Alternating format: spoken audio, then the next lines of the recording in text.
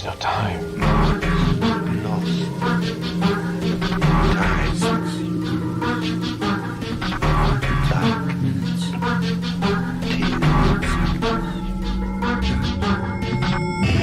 The time is 13 o'clock.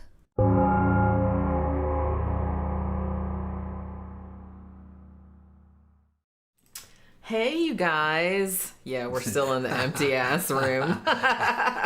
Look how empty this fucking room is. And it probably sounds really weird too. Echo, echo, echo. As you can see, I've been moving shit. As you can see. Yeah. Yeah. I got more than half the house moved.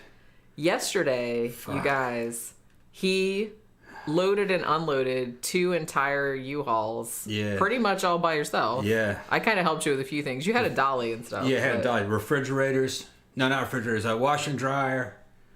Fucking, what else was it? Just all kinds of shit. Just fucking all kinds, just random ass shit. Your weight bench. Weight benches, all the weights. Fucking, I still got generators I gotta move. I rode a motorcycle down there today. Got another motorcycle sitting in there that I gotta take there. Just transferring everything over there. Yeah, it's rough. It is, yeah. It's rough. But most of the stuff is. Jenny painted the new studio. Yeah. The color's good. She fucked up one wall. We're not going to talk about that, though. Well, that's not going to be the wall that you're going to see on camera, and I'm going to cover it up with art anyway. I didn't fuck it up. Fuck that wall up. I knew it was going to be like... What? Okay, so what ended up happening was that I bought a gallon of the color that I wanted, which is called Dark Secret. It's almost black. Pretty much. It's like a really, really dark chocolate. Really dark blue, yeah. Blue, no, gray. Gray? Okay. Yeah. So I bought a gallon of that, like satin, right? And then I also bought another quart of it because I was also going to paint the bathroom cabinets that same color. So then as I'm doing the room, I'm like, shit, this room is like actually a little bit bigger than I thought. And I started running out of the satin. So it's just like, fuck it. I'm going to have to use the quart because I really want to finish this. And I just like won't be able to paint the cabinets. And so the one wall, like I said, it'll be the wall that we're facing when so you won't be able to see it on camera. But yeah, it's a little bit patchy. Just because the cabinet paint that I got was like semi-gloss or I can't remember. But yeah, so it wasn't the same glossiness as the wall one. Yeah, it looks wrong.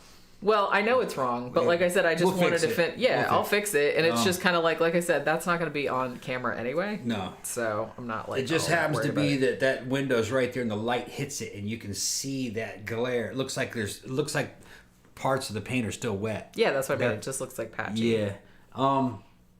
Tila's in the room. Yeah, I saw Tila that. just want to show up out of nowhere. That's nice though. Like as soon as we come on talking about stuff, it's like the first thing you talk about is the one thing that I fucked up. Yeah. All the stuff that I did good and did right. No, it looks great. I just had to But no, here's this one tiny thing that you messed up, and that negates every single thing that you did. I was thinking about it. So. Oh, yeah, well, if it's not perfection, then it's fucked up. Hey. That's the way it was. You painted this house, and I see smears all over the shit, so it's like, don't get all over my It was all the same color, right? though.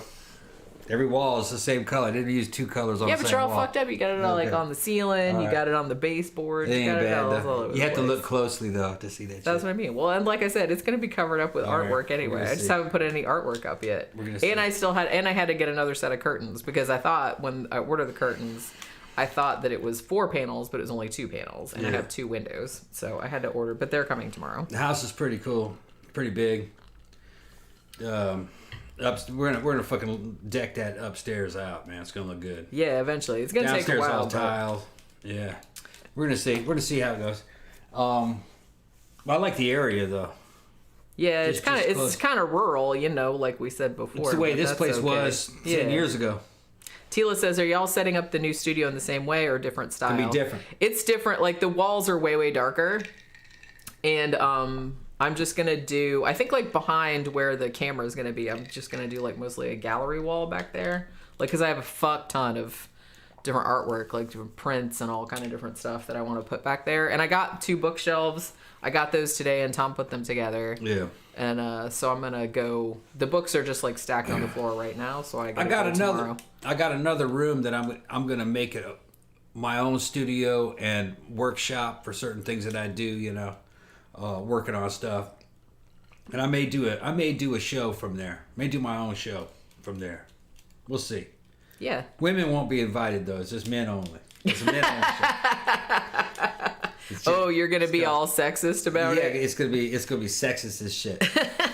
It's gonna be like dudes only. Dudes only. Yeah, dudes only. Nah, man, I'm just making shit up. It could be anything. Y'all are invited, but it's gonna be fucking topics that I'm into. You know what I mean?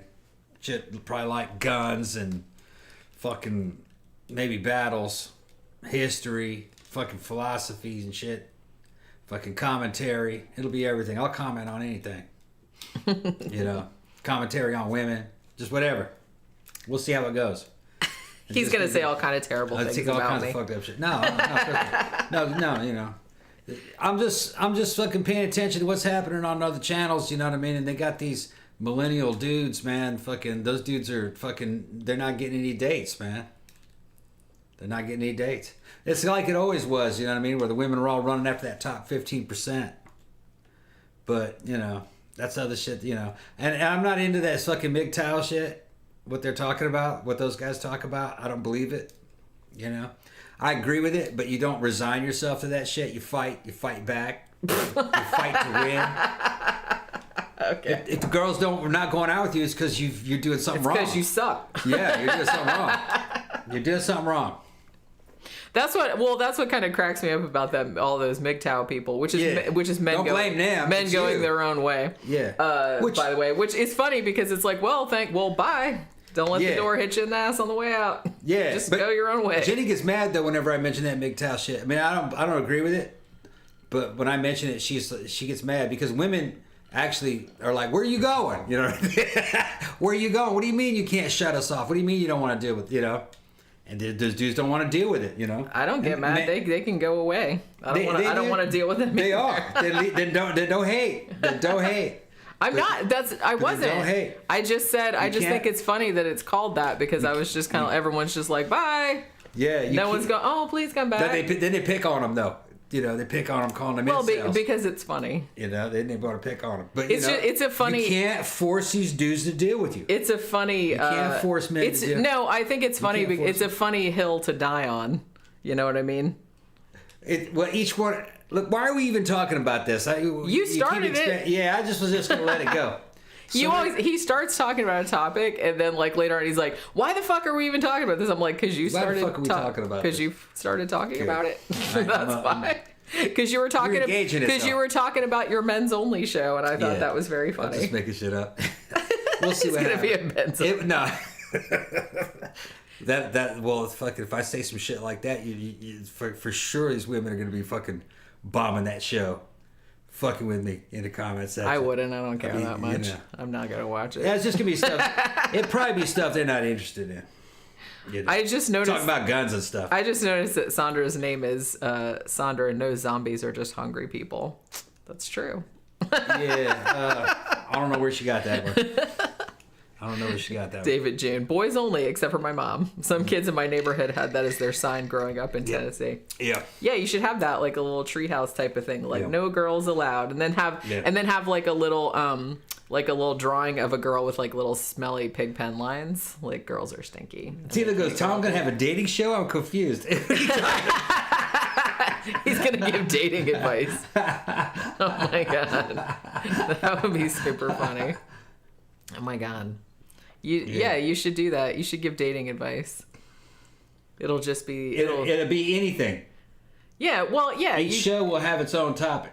Kind of like this show is going to be, probably. Yeah. Well, because, okay, so the thing about this show, we're going to talk about reincarnation on here. Yeah. But... Paranormal show. It's going to be a good show. Which will be fun, because it's like, at least, like, because the last show we did was, like, a really depressing topic. Yeah. It was Unit 731. So this one will just be kind of like fun and funny and stuff like that. But I also wanted to kind of combine it with the sidetrack show just because we didn't do one on Wednesday. So, I mean, I know we go off topic all the time anyways. But I'm not going to worry about it as much if we go off topic this time. Because it's not like, no one got murdered or anything like that. So I don't feel bad like going off on different tangents and shit. There's not going to be wigs tonight. All wigs are at the other place. The wigs are at the new house. All at the new studio. Almost everything is at the new house except for beds. the beds Dead. and Yeah. just my work shit Yeah. because I can't because the Refrigerators. Oh, and the refrigerator. Got to put it. Yeah, I got a refrigerator. I'm not gonna leave here. I mean, that place has a good one, but I run 2. I gotta have 2. Yeah, we have to have 2. And then I gotta move 2 generators. Gotta remove the emergency generators. Shit! Yeah, I forgot about that. Yeah, and then We have to get another U-Haul that big old wooden bench lawn that out there on the back patio. Oh yeah. But I got 3 guys coming to help me. I rented 3 hands and a truck. You rented 3 people. Yeah. You rented 3 men For 2 hours. Yeah. Yeah. For 2 hours, and and I can get all of it in one load, and I think 4 of us can pick that thing up. It must be 400-300 pounds, but yeah, we can do it. We can do it. Where are Pookie and Beijing? They're still here. They're still here. We're gonna take them at the last minute. Yeah. Beijing seems Beijing's been through a move before. She's been through moves. Yeah, she knows what this is. Once or twice. So she kind of she sees what's going on. She's like, all right, I know what's happening. Yeah, she goes, new house. Pookie is kind of like, she's like, what's? Yeah, what? He took it. Why'd you take it? Yeah, where'd it go? She's like running all over my office going, there used to be stuff here. Yeah, it's gone. What's going on? Yeah. And it's like I don't know if she's scared, but she is acting like a lot more needy. Yeah. Like she's been jumping up in the bed like a couple times at night being like, you guys still here? I think she's afraid we're going to leave. Well, see, that's what I was worried about. I thought that because all of the stuff is leaving the house, I thought she'd be like, "Oh my God, are mommy and daddy gonna leave me here too?" Or are they taking me out of the house? Well, we are taking her. We are taking her out of the house. Yeah. She's gonna She knows something's up. She's like the stuff is leaving and it's not coming back. It's going somewhere. Like when she sees it, she's gonna love it. I hope so. Yeah, she's gonna love it. I hope so. She's gonna have a lot more. I got her a new special litter box because I told her the other day I was like, I got you a new bathroom. Yeah. So so we can put that upstairs because we just had one story before, so. Yeah, Dennis is already in a new house.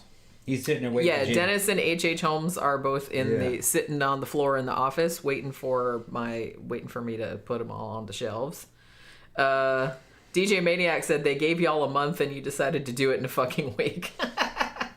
Well, actually, no, he cut me down to 2 weeks. Yeah, well, what ended up happening was that initially he was like, yeah, you can have, what did he say, like a month or 2 months? Yeah. But then he was like, well, y'all, I would really rather y'all not move in until you get the electricity under your names. Right. So it's like, well, I don't want to pay for 2 months of electricity at like 2 houses. Right, yeah. You know what I mean? So basically we had the power switched on over there and we're like, well, maybe just a week or 2 we can live with that, like having to pay for 2 houses electricity. So we were like, okay, well, we got to do this like right away. So we're trying to like cram it all in. Like I said, so I don't really have to, we're trying to just get it all done, I had no idea we had so much shit in this house until we started having to put it on the fucking trucks. We've been like running back and forth in the car, a couple times a day. I went over there this morning. I'm trying to finish. The office is done.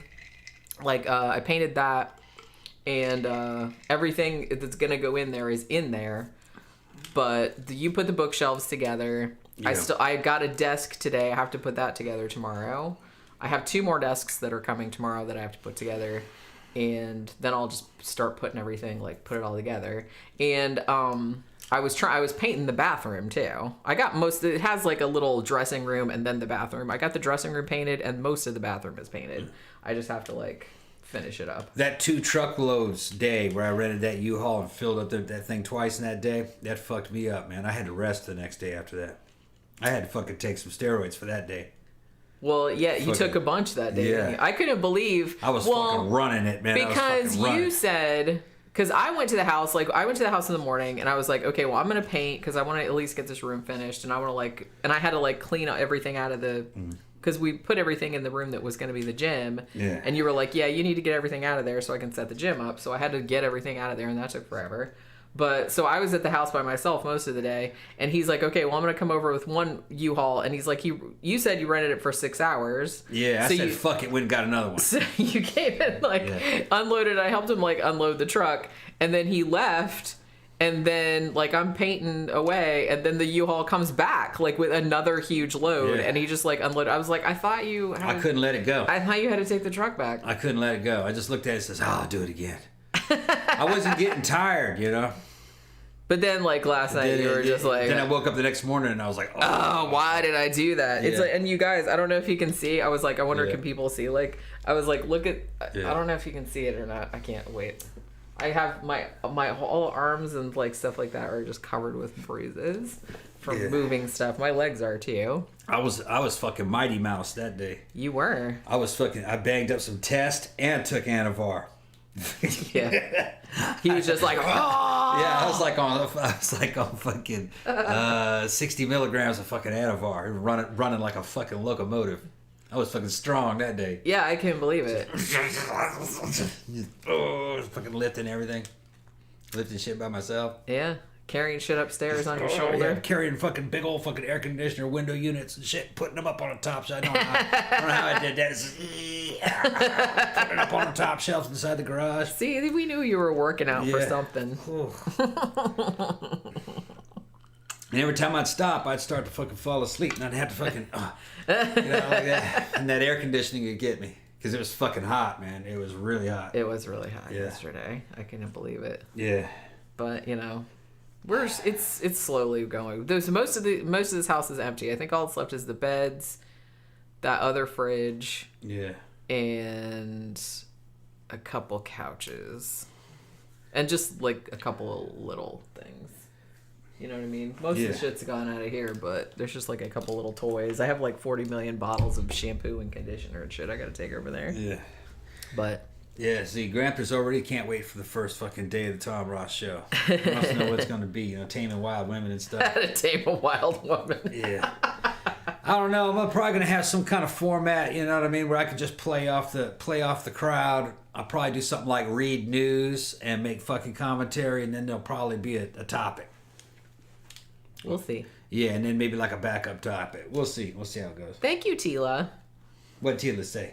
Which goes toward much needed massages from the move. Yeah, we probably will need the lick. Tila gonna come give us a massage. She's gonna have a happy ending too. You know, Tila had her own rub and tug. That's her fucking job. Just don't let her husband know. Husband doesn't know where that money's coming from. She got that shit in one of those fucking burned out strip malls, hidden in the back, near the insurance claim office. What's it called? Can you think of a good name It's called for Tila's a Rub and Tug. Oh, come on, you can think of a better name than that. Tila's lie back and relax. All right, I like that. Oh my god, that's so funny. Esther says, love the t-shirts. Thank you. This one, I totally forgot that I had this shirt. This is what happens when you move. You find stuff that you don't. I don't even, where even was this? I just like found it and I was like, oh my god, this is like, I got this from the old Satellite News, old Mystery Science Theater shop. Because it's kind of like a reference to something from one of the old shows. And it's like almost brand new. I'm like, what the fuck? I bought it and then I was just kind of like, where did I must have stashed it somewhere and forgot I had it. So I was like, well, shit, I'm wearing that. But yeah, that's the one we made. So, Danny Rolling Ghostface says, some conspiracy theorist, Stuart Swerdlow of the Montauk Project, says the moon is a recycling center for the human souls. The moon? Yeah. He's tripping.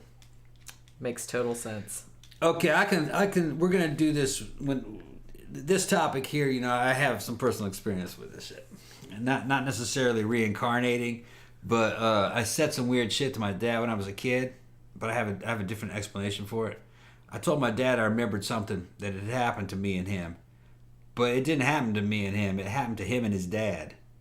That's some weird shit. I feel like that's really it's like, I don't know. I'll tell that story. And then I had a near-death experience with a motorcycle accident, and I had what's called a fucking spontaneous OBE, a spontaneous out-of-body experience when I was laying in bed. I was at Fort Campbell, Kentucky, in the barracks, and a dude named Davis, who was my roommate at the time, saw it happen.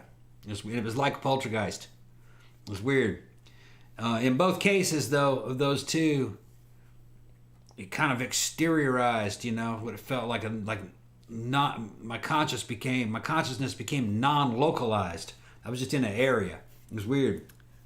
It's just a little bitty Tom particle. Or you could do whatever. Around. You could spread out over an area or look at things from two different points of view at the same time. And also, you kind of had an understanding of like the best way to describe it is kind of like higher and lower dimensions or different dimensions. And some of them kind of were like heavenly realms that ended up being kind of like a god, I guess you could say. Yeah, it was weird. I don't know why I made that noise. But I'm a little loopy, you guys. Yeah. So the reincarnation thing, I think it might be plausible, but based on what I saw, you wouldn't be retaining much of your original personality. You wouldn't retain any of your memories. You know what I mean? Your memories from that prior life are gone. Well, I do kind of feel like even people that believe in reincarnation, I think the sort of overriding belief is that most of the time you remember stuff from your past life, your purported past life, before you're 5 years old. And then after that, you don't even remember it anymore. Yeah. The weird thing that I was talking about remembering shit was when I was a kid. It's kind of like once you have enough of your own memories, you don't have those memories anymore. Which I noticed that. Yeah. But, I could probably spill the beans now. It may have been, in this case, what some people have kind of purported, maybe like inherited memories. Like that I may have remembered. I told my dad when I was a little kid, I asked him, I said, do you remember that time we were on that tractor?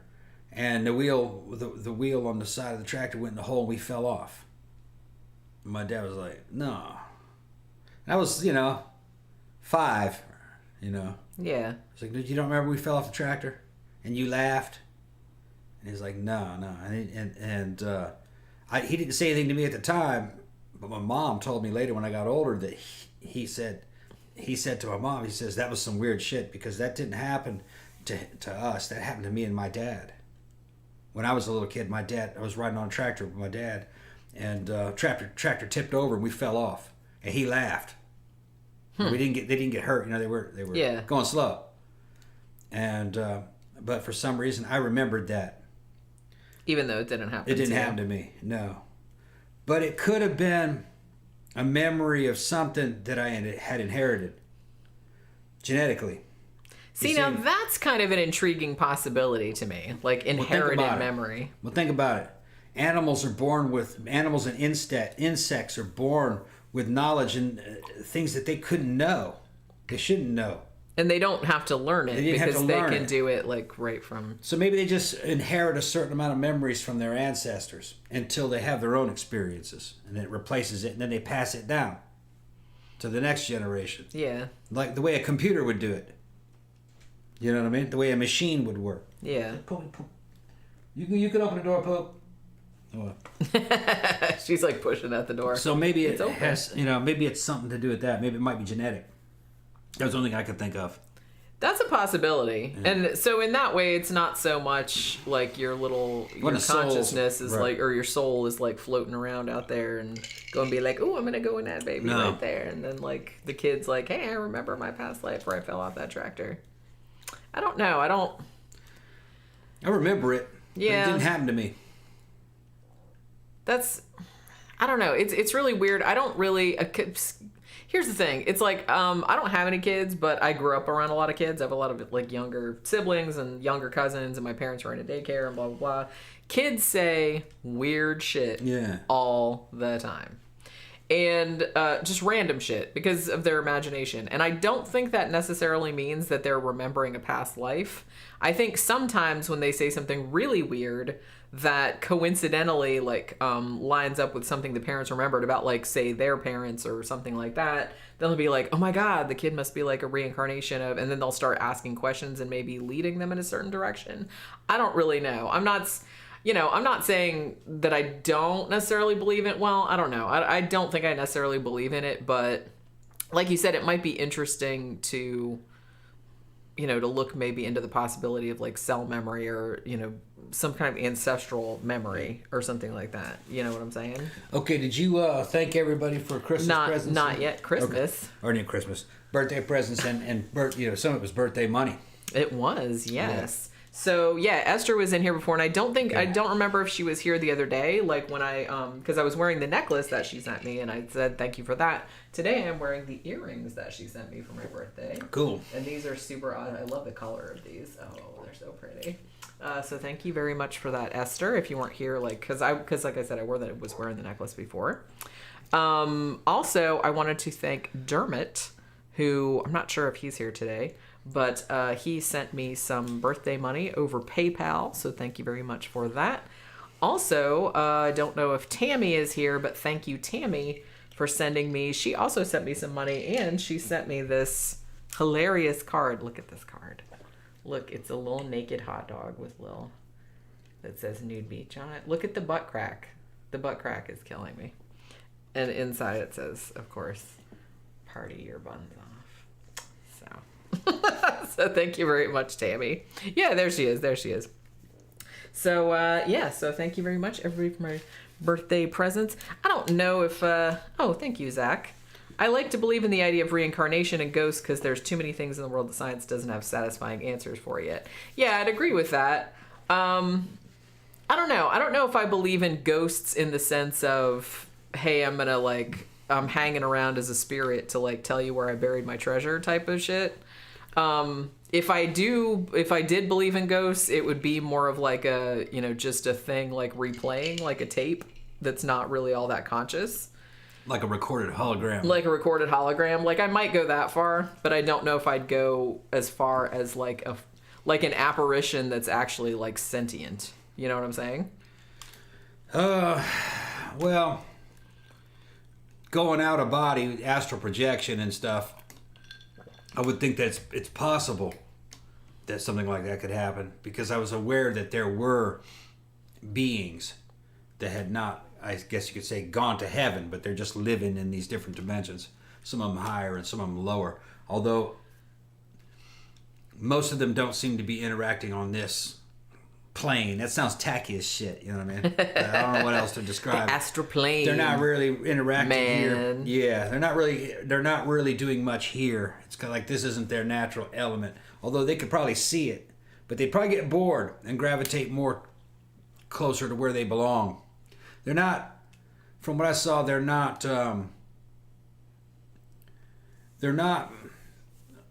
living creatures or people like we are that have instincts and drives. They're more like a collection of memories and willpower. You know what I mean? Yeah. They're not they don't have daily needs. They're not going to work. You know what I mean? They're not paying bills. Bums. They're not worried about how much gas is in the tank. Anything like that. And their sense of time is going to be very warped. Something like a ghost or a disembodied person might interact with our dimension for a while, but I think that because of the way time flows when you're in that state, you'd lose concentration. You'd stop paying attention pretty quickly, from our point of view. Yeah. You know what I mean?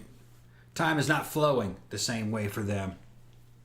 Well, and it might be the case that, when you're on Earth, or, this is all hypothetical, but when you're on Earth in this body or whatever, everything seems super important. But like you said, when you went out of body, everything, it was irrelevant. It was just kind of like, meh. Yeah, exactly. Like it wasn't really that big a deal. It's not that interesting. Yeah. And where they are is more interesting to them. They're more built for that. You know what I mean? They're not physical. They're pure kind of, I don't want to even say energy. I guess they are. They're like quantum particles. Bunch of quantum particles that has a consciousness, but the consciousness is not going to be like ours. You know what I mean? Like they don't have instinct and shit like that. You know what I mean? Because it's not attached to a human brain that has needs. It's weird, has if needs, anybody's like ever cupcakes and booze. yeah, it's almost kind of like they're almost kind of like in a dreamlike state. That'd be a good way to put it. That sounds nice. They're more like that. I think I would like that. Although my dreams are super fucking weird. Yeah. So. Well, for them, it's kind of like the internet. They're experiencing whatever they're thinking about or what they want to experience. See, that'd be kind of neat. I like that idea. Yeah. That you can just kind of like float around. They're floating around and they're fucking thinking things. And I'm gonna go over here and read some shit about this. They're kind of like in the Matrix. Yeah. The universe is interacting with them. It's becoming what right. they want it to be. It's kind of, and then it changes, and then they'll move on. Gramthars Hammer said, "Are you going to miss the ghost in your house?" Well, no, because There's no ghost in the he's house. coming with us. Yeah. I wonder why your poltergeist decided to steal your motorcycle key for several days and then give it back to Pookie. Because I had worried about it, remember? Yeah. Yeah. I said, I'm going to have to replace these. I'm going to have to get a copy of these keys in case I lose one of them. And it vanished. So your worries were realized. Yeah. You must have really been worrying about it. Yeah. And then it's like, yeah, well, your poltergeist was like, I'm going to show you what it's like. You can't focus on it. It's something that you come across in passing. It's a thought just in passing that you're like, yeah, don't worry about it. Well, and it comes back to get you. And then it comes back to get you. Yeah. He surprises you. If you worried about it too much, then it wouldn't do it because you paid too much attention to it. Oh, okay. You know what I mean? So it's just random like that. Kind of random. How funny You that cannot try. If you trying stops it. It's more like the lack of trying. There's no way to describe it. It's kind of like thinking about it in a different direction. I just think it's so funny that when the key came back, it came back literally between Pookie's paws. Yeah. Well, no, I just looked down and she had it. Yeah, but there's her back. nowhere she could have gotten it from. No, she didn't. I just got done petting her like that, and looked down, and then she rolled over and she's like, and then she was like chewing on it. She was, and I was like, whoa! Where did you get that? My hair stood up. It's like, where? Yeah, she had it. Remember, like, I said it framed her. Remember, because I said maybe Pookie took it. Well, that's what we were thinking because we couldn't find it in the regular places. So I was like, well, maybe Pookie wandered out. I didn't think she would have taken it anywhere that we couldn't find it. Because she doesn't have she only has like a couple little stash places. And they're not super secret. You know what I mean? She didn't have the dexterity to get it. She was on her back. I was rubbing her stomach. She was fighting with me. And then I looked down and she had it. There's no place she could have gotten it. Yeah, that's like super. It's like it dropped out of nowhere and she grabbed it. And she probably was thought like, oh boy, toy. like I threw it to her. Yeah, because she likes to fetch, Yeah. Dermot says, I've experienced sleep paralysis a few times, which was terrifying. I think it's more sleep disturbance rather than anything demonic, but I keep an open mind. I have had one episode of sleep paralysis. I've had it. Several times. It happened when, before we moved in together, I lived in an apartment over in Winter Park. And I lived by myself. And I woke up in the middle of the night. My sleep schedule was kind of wonky because I worked the night shift and I worked like really far away. Like I lived like an hour away from work. So I woke up in the middle of the night and I swore that I saw a dude with a baseball bat standing in my bedroom door. The weird thing about it though was that I wasn't scared. Like I was, but not as scared as you would be. So maybe even like from the first time that I saw it, I knew that maybe it wasn't really there. Because you think if I woke up and really saw that, I would like fucking shit a brick. Sleep paralysis and astral projection or out of body experiences there's a link there. Because I had that OBE, and I know what that feels like. And then a couple years after that, I woke up from a sleep, dead sleep, and I was in the middle of sleep, and I was paralyzed in that sleep paralysis. And I didn't panic. I knew what it was, but it felt so good. I realized that hey, I could leave my body if I wanted to right now. Felt like I could astrally project. Is a word some people would use for it. So I could leave right now. And as I thought that, I saw myself from above just for a second. And I went, whoa, I did it. And then I clicked back. So it's related. Yeah, you'd think all of that stuff would be, if all that stuff is real, it's got to be like all related. It's all related in some way. Because it has to do with like your I recognized, soul or whatever. I was paralyzed, but I was awake, but I could certain parts of my brain were still asleep. That's why I couldn't move. Kind of like waking up with your foot asleep or something. You couldn't move it, but your whole body, you can't move it. It's paralyzed. Certain parts, like the conscious part of your brain's working, but the rest of your brain that runs the body isn't. And it felt like an OBE. And I said, I could leave. And then I was looking down at myself in bed. And then when I did it, and then the surprise fucking stopped it. I clicked back and boom, I was back looking through normal eyes, and I felt super exhausted and went back to sleep. Instantly lost consciousness from it. So doing it somehow wears you out. It was like that when I had that OBE in the Army, when they were shaking me and I came back. And I opened my eyes. I said, dude, why'd you do that? And I couldn't stay awake. Yeah, it's weird. That is pretty weird. Yeah, well, I guess certain parts of your brain are trying to shut off. Yeah. When this is happening. It's some kind of confusion between centers of your brain which allows your consciousness to slip out of there. You're giving up the ghost. And it's not effort. It's like the lack of effort. It's kind of feels like allowing yourself to die. What it kind of feels like. Yeah. Yeah. Weird. A couple people have brought up exploding head syndrome as well, which I think that's fairly common. I've heard about that. I've never had that myself. And like I said, I've only had one sleep paralysis thing. I hope I never have it because it sounds awful. And the one time I had it was really weird. Even though I'm pretty sure, I mean, I was scared, but it wasn't. I think I immediately twigged onto the fact that it wasn't real, so it wasn't. But I couldn't move. I was just standing there looking at this dude that was standing there with the bat. And then I'm sitting there going, is that guy really there? For some reason, Sandra can't get her stream running. I don't know. Is it okay for everybody else? Yeah. My little square is still green. Camp Guy said, I knew a gal that had to go to the doctor for sedatives after she saw The Exorcist. During the original run, she was having demonic hallucinations. Yeah. Well, if you're kind of sensitive to that kind of stuff, I guess that would happen. And I feel like in 1973, when that movie came out, no one had really seen anything like that before. So people did have kind of an extreme reaction to it. But, I don't know. It's weird because I was kind of reading a bunch of stuff about reincarnation, and this thought never really occurred to me before. But, obviously reincarnation much more common in Eastern religions, Hinduism, Buddhism, whatnot. And to them, it's not that big a deal. They just kind of take it for granted.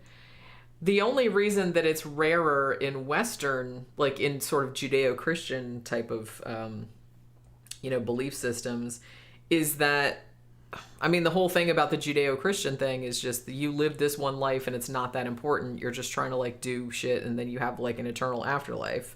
Whereas, because, they see time more linear, where in a way, Eastern religions kind of see things more cyclical, which is actually kind of close to the truth. And you would think that the more Western religions would be like that because, I mean, obviously you can see cycles. You can see cycles of seasons and, stuff like that. So it seems like a very natural thing for humans to extrapolate. So it's interesting to me that the Western religions didn't really catch on to that. So, although the ancient Greeks some of the ancient Greeks believed in some of that stuff, right? Like Plato did and everything like that. I don't think it was exactly the same, but we have to accept that everything we know of ancient Greco-Roman history, anything that's pre-Christian, anything we know about the pre-Christian history of the West, we are allowed to know that because the church erased everything it didn't like. Pretty much, yeah. So it's amazing that anything survived from back then, to be honest with you. Yeah, once the Catholic Church took over Eastern Europe, it just, over centuries, it just purged out anything having to do with any other religions that were around before it. And it had a lot to do with the fact that Christianity copied a lot from those religions. So they didn't want, they called it diabolical syncretism, I think is what one of them were. They were saying that the church's ancient explanation is that the devil went back in time and created all these religions that were like Christianity to sow the seeds of doubt in Christianity that the devil knew was coming. I think, yeah. Yeah, Like, so, I'm sure the devil has better things to do. So they dig up these old, Roman statues, and they looked a lot like Christian statues. So they find these old Roman books, and in the books, some of the characters are saying things that Jesus said, and they're going, the devil did that. Burn that book. That so pesky devil. Yeah, the devil did that. He's always getting into everything. Yeah, he's back in the past. Back in the past, predicting what Jesus was going to say. He drove back. Yeah. He went back to the past in his fucking DeLorean.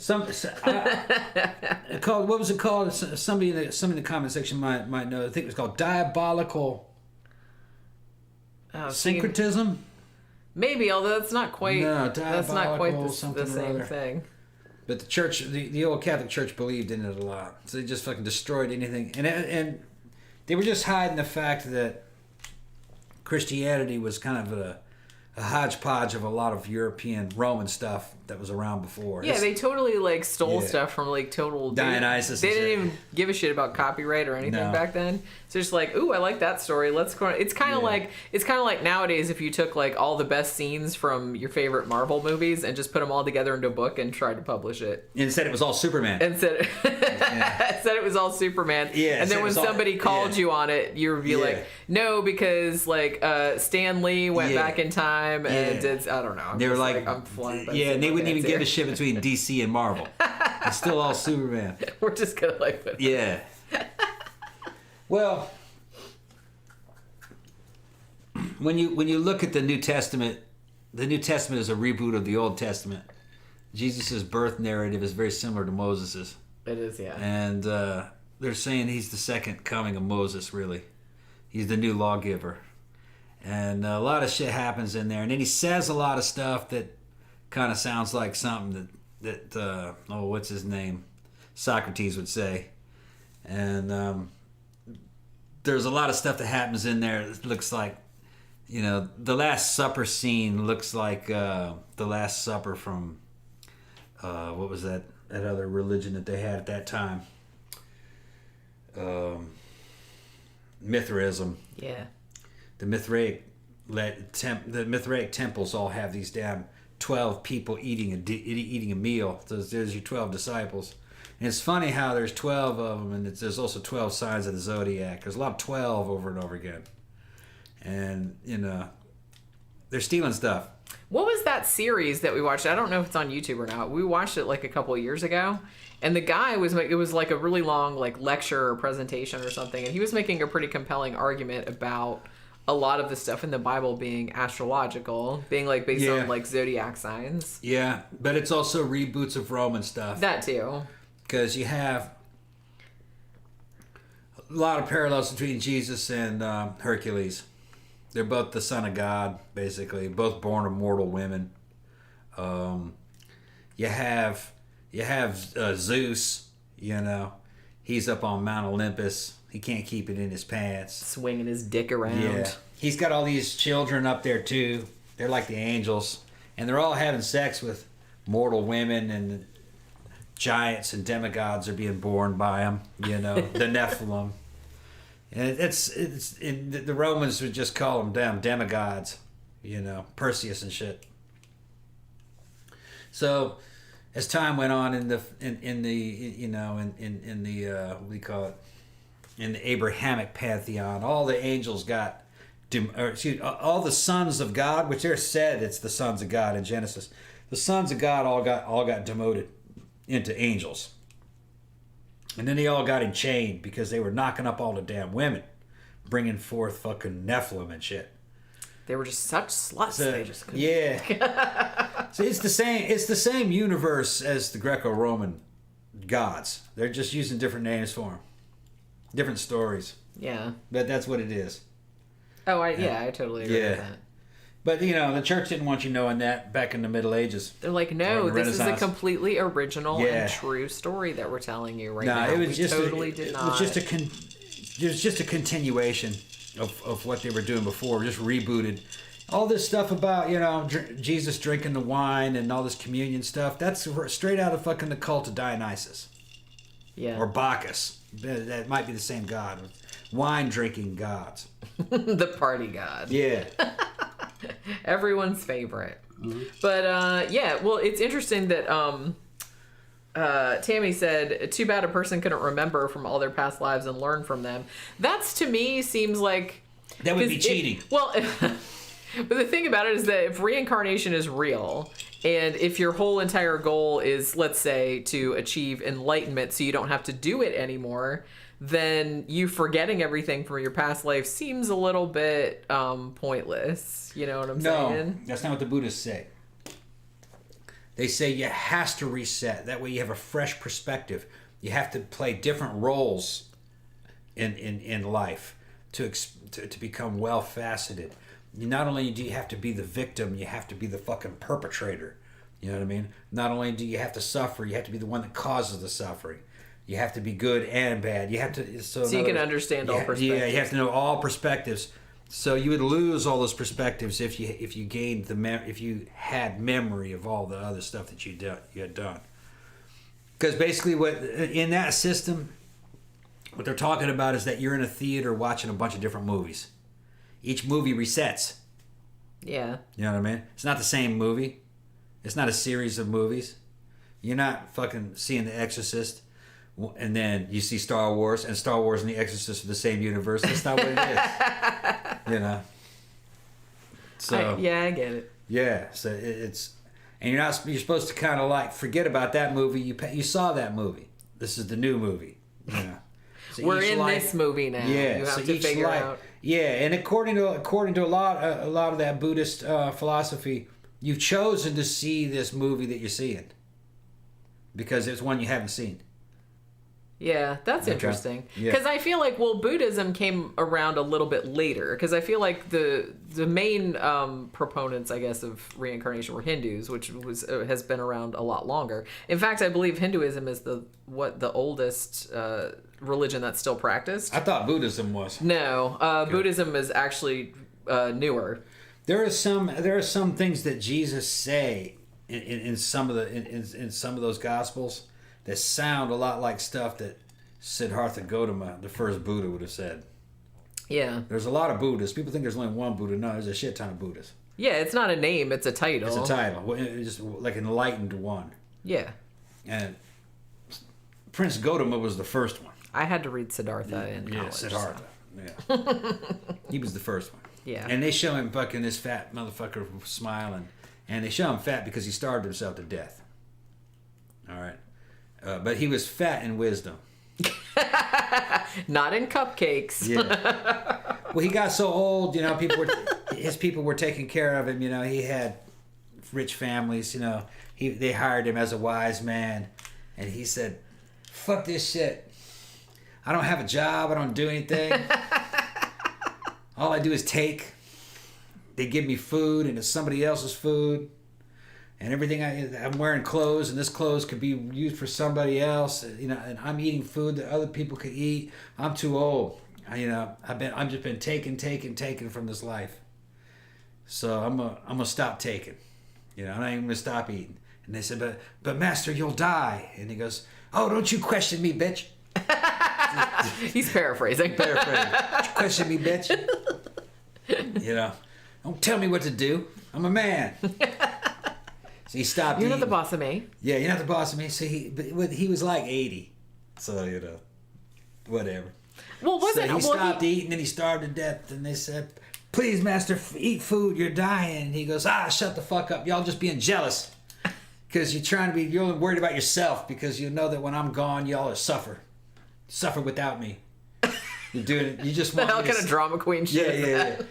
Y'all are just... Y'all will miss me when I'm gone. Yeah. Y'all are just asking me to stay for your own selfish fucking reasons. Let me go, goddammit. Let me go. So he, you know... Stop being selfish. Stop being selfish. So he died. He died a skinny ass old man. So then they started making statues of him fat with a big old fucking smile on his face. Fuck you, bitches. Fuck you.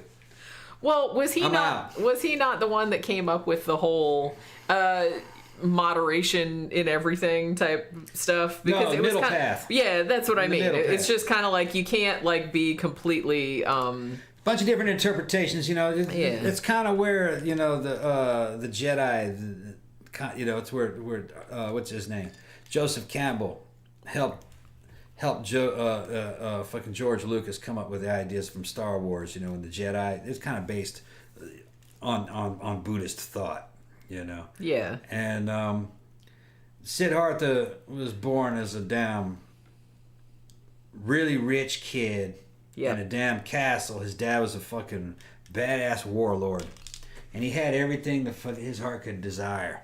And he's looking out over the castle walls. He's seeing all these poor people, and he's like, "Man, why is it I have all this shit, all right, and those people have nothing?" And they got nothing, and they're unhappy. And he goes, "I got everything, and I'm unhappy. I don't fucking like the palace." And he goes, "What's life about?" So, you know, pleasure gives me no fucking pleasure. Fuck this shit. I'm out of here. So he left and just lived out in the wild with a bunch of fucking monks who would just do stupid shit like chew on rocks and put anything that would cause them suffering. It would rain and they'd stand out in the rain, you know what I mean, and then they'd fucking put rocks in their shoes. They'd make everything fucking uncomfortable. They wouldn't eat good food. They'd mix rotten food in with good food to destroy all fucking pleasure.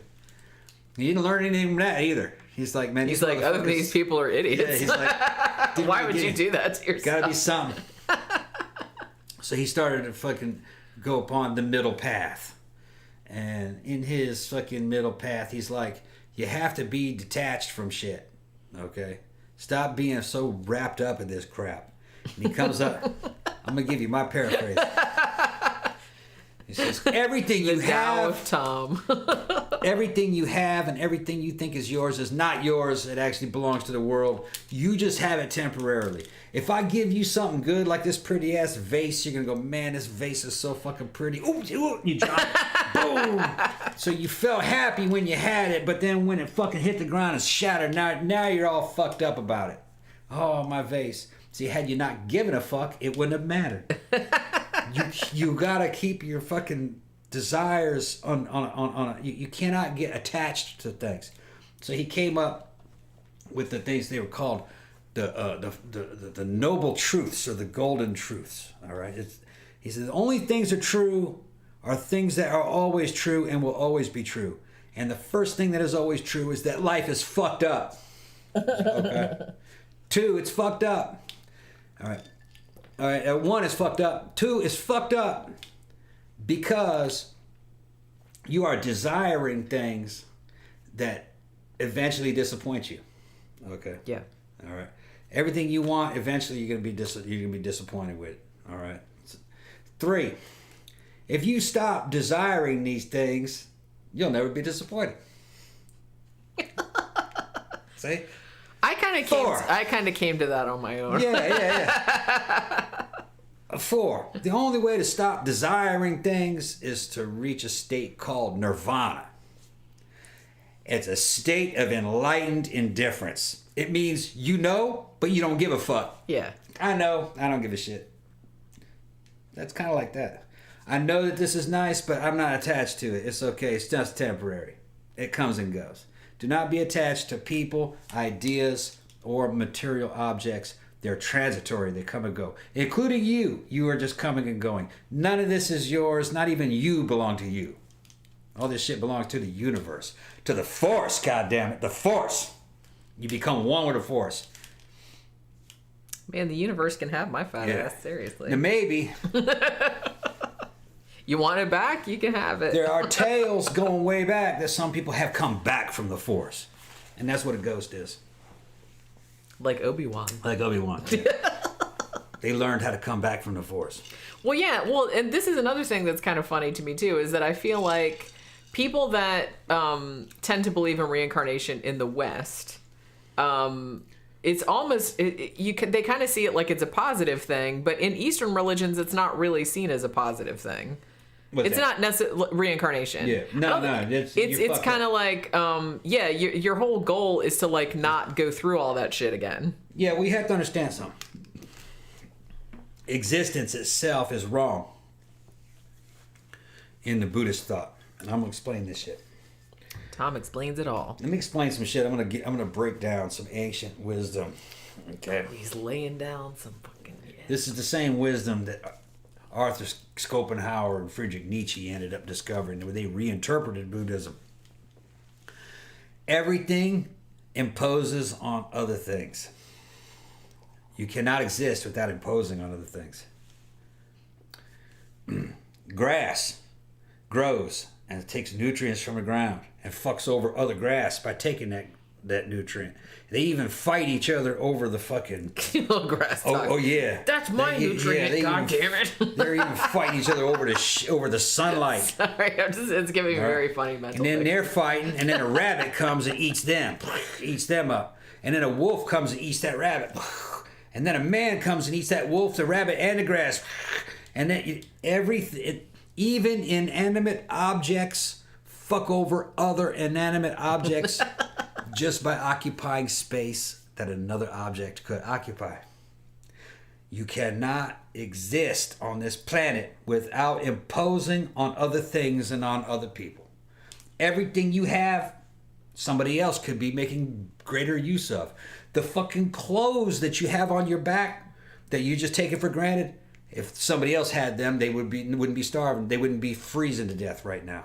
The food that you're eating and neglecting to eat, somebody else could be using that right now. Just you walking around breathing, okay? You're breathing air that other people could be breathing. Somebody's down under, fucking been buried alive and, woke up in the damn coffin. Give me just another breath of air. They could use that air, motherfucker. Don't be so selfish. All right. Even these fucking businessmen are trying to do this shit. They try to game everything about fucking taxes and credits and carbon credits and shit. Everything imposes, and they're going to impose on you. The only way, and when you impose, you're wrong. It's wrong. It's wrong to impose. The only way to not impose and to be right is to not exist. So y'all need to go ahead and do what you need to do. Get the fuck out of here. All right. That's the thinking. All right. It's extreme, but the world is an extreme place, and philosophy is always kind of extreme in a certain way. But that's an extreme way of looking at it. There's a lot of different kinds of Buddhist interpretation. So yeah, that's true, but fuck it. There's nothing you can do about it. That's the state of things. You know what I mean? That's kind of the way I feel about it. It's like, yeah, that's that's true as far as it goes, but it's like, what the hell am I supposed to do about it? I don't want to necessarily kill myself, so. Right. Well, that's what you can tell. That's who you can tell, is a fake and who's the real thing. So, Siddhartha was the real thing. He's like, fuck it, I'm out of here. I'm not even going to eat. And he died. And he said, but you're going to die? And he goes, yeah, but I'm going to go to another dimension, man. I'm graduating from this shit. I'm sick of fucking imposing. Okay? It's wrong. Bye. Yeah, I'm going to be a fucking angel when I'm gone. So you got these fucking, it's just like these college students running around trying to shut down the damn oil industry. Well, they don't have a car. When they have a car, they're going to want to put gasoline in it or something. And then, and then if you take away all gasoline, then the trucks stop running. And when the trucks stop running, everybody starts starving to death because trucks deliver all the damn food. So there's no way out of it. If you really believe that you're imposing, kill yourself. Just kill yourself. Hypothetically. No, I'm just saying no. That's basically what Friedrich Nietzsche came up and he read all this and he goes, man, only a loser would fucking believe this shit. Friedrich Nietzsche says, man, this is the philosophy of a fucking loser. A beta male. It is true that life is imposing. Yeah. Yeah, it is true, all right, that things are about natural selection and everything. And if that's true, then that means you really have nothing to lose. And if you have nothing to lose, then it's better to just go down fighting for what you want and to try to get something out of life. This is what you talk about in Star Wars, about going to the dark side. Of going, yeah, life is about, fuck this though. Okay, that means there's nothing to lose. I'm going for the fucking gusto. Give me your shit. It's another way you can do it. Whatever you have actually is better served if it was in my hands. It's more, give me everything you have. You don't deserve to have it. That's another way of looking at it. Well, I kind of think that whenever somebody's doing something I don't like, I'd be like, stop taking everyone's air. Yeah. Yeah. There would be more oxygen for the rest of us if you weren't here. Yeah, but Vader would just fucking kill you and then say, your death is inconsequential. Yeah, well, You know, which where I didn't even get off on killing you. Killing you didn't matter. it's like squashing a You were bug. nothing. Yeah. But yeah, so but like we were saying, reincarnation actually in Eastern religions is kind of seen as a bad thing, right? Because because you have to go back. because you have to keep going back. That means you didn't Right. you didn't win the prize this time around. You fucked Right. something up. You got to start over. Now, in Buddhism, I've told you about the Noble Truths. There's also something called the Wheel of Suffering. All right. Look, you can only escape the Wheel of Suffering if you know the Noble Truths. The Wheel of Suffering is this. Desire. You see something, you want it. Okay. It's desire, fulfillment, regret, and then another desire. So in other words, your life is nothing but wanting things and then being kind of like getting sick of that, or being satisfied. And then kind of feeling bad about it. Like, oh man, I fucking spent all my money on that goddamn car. That car really wasn't all that shit. You know what? I want that other car.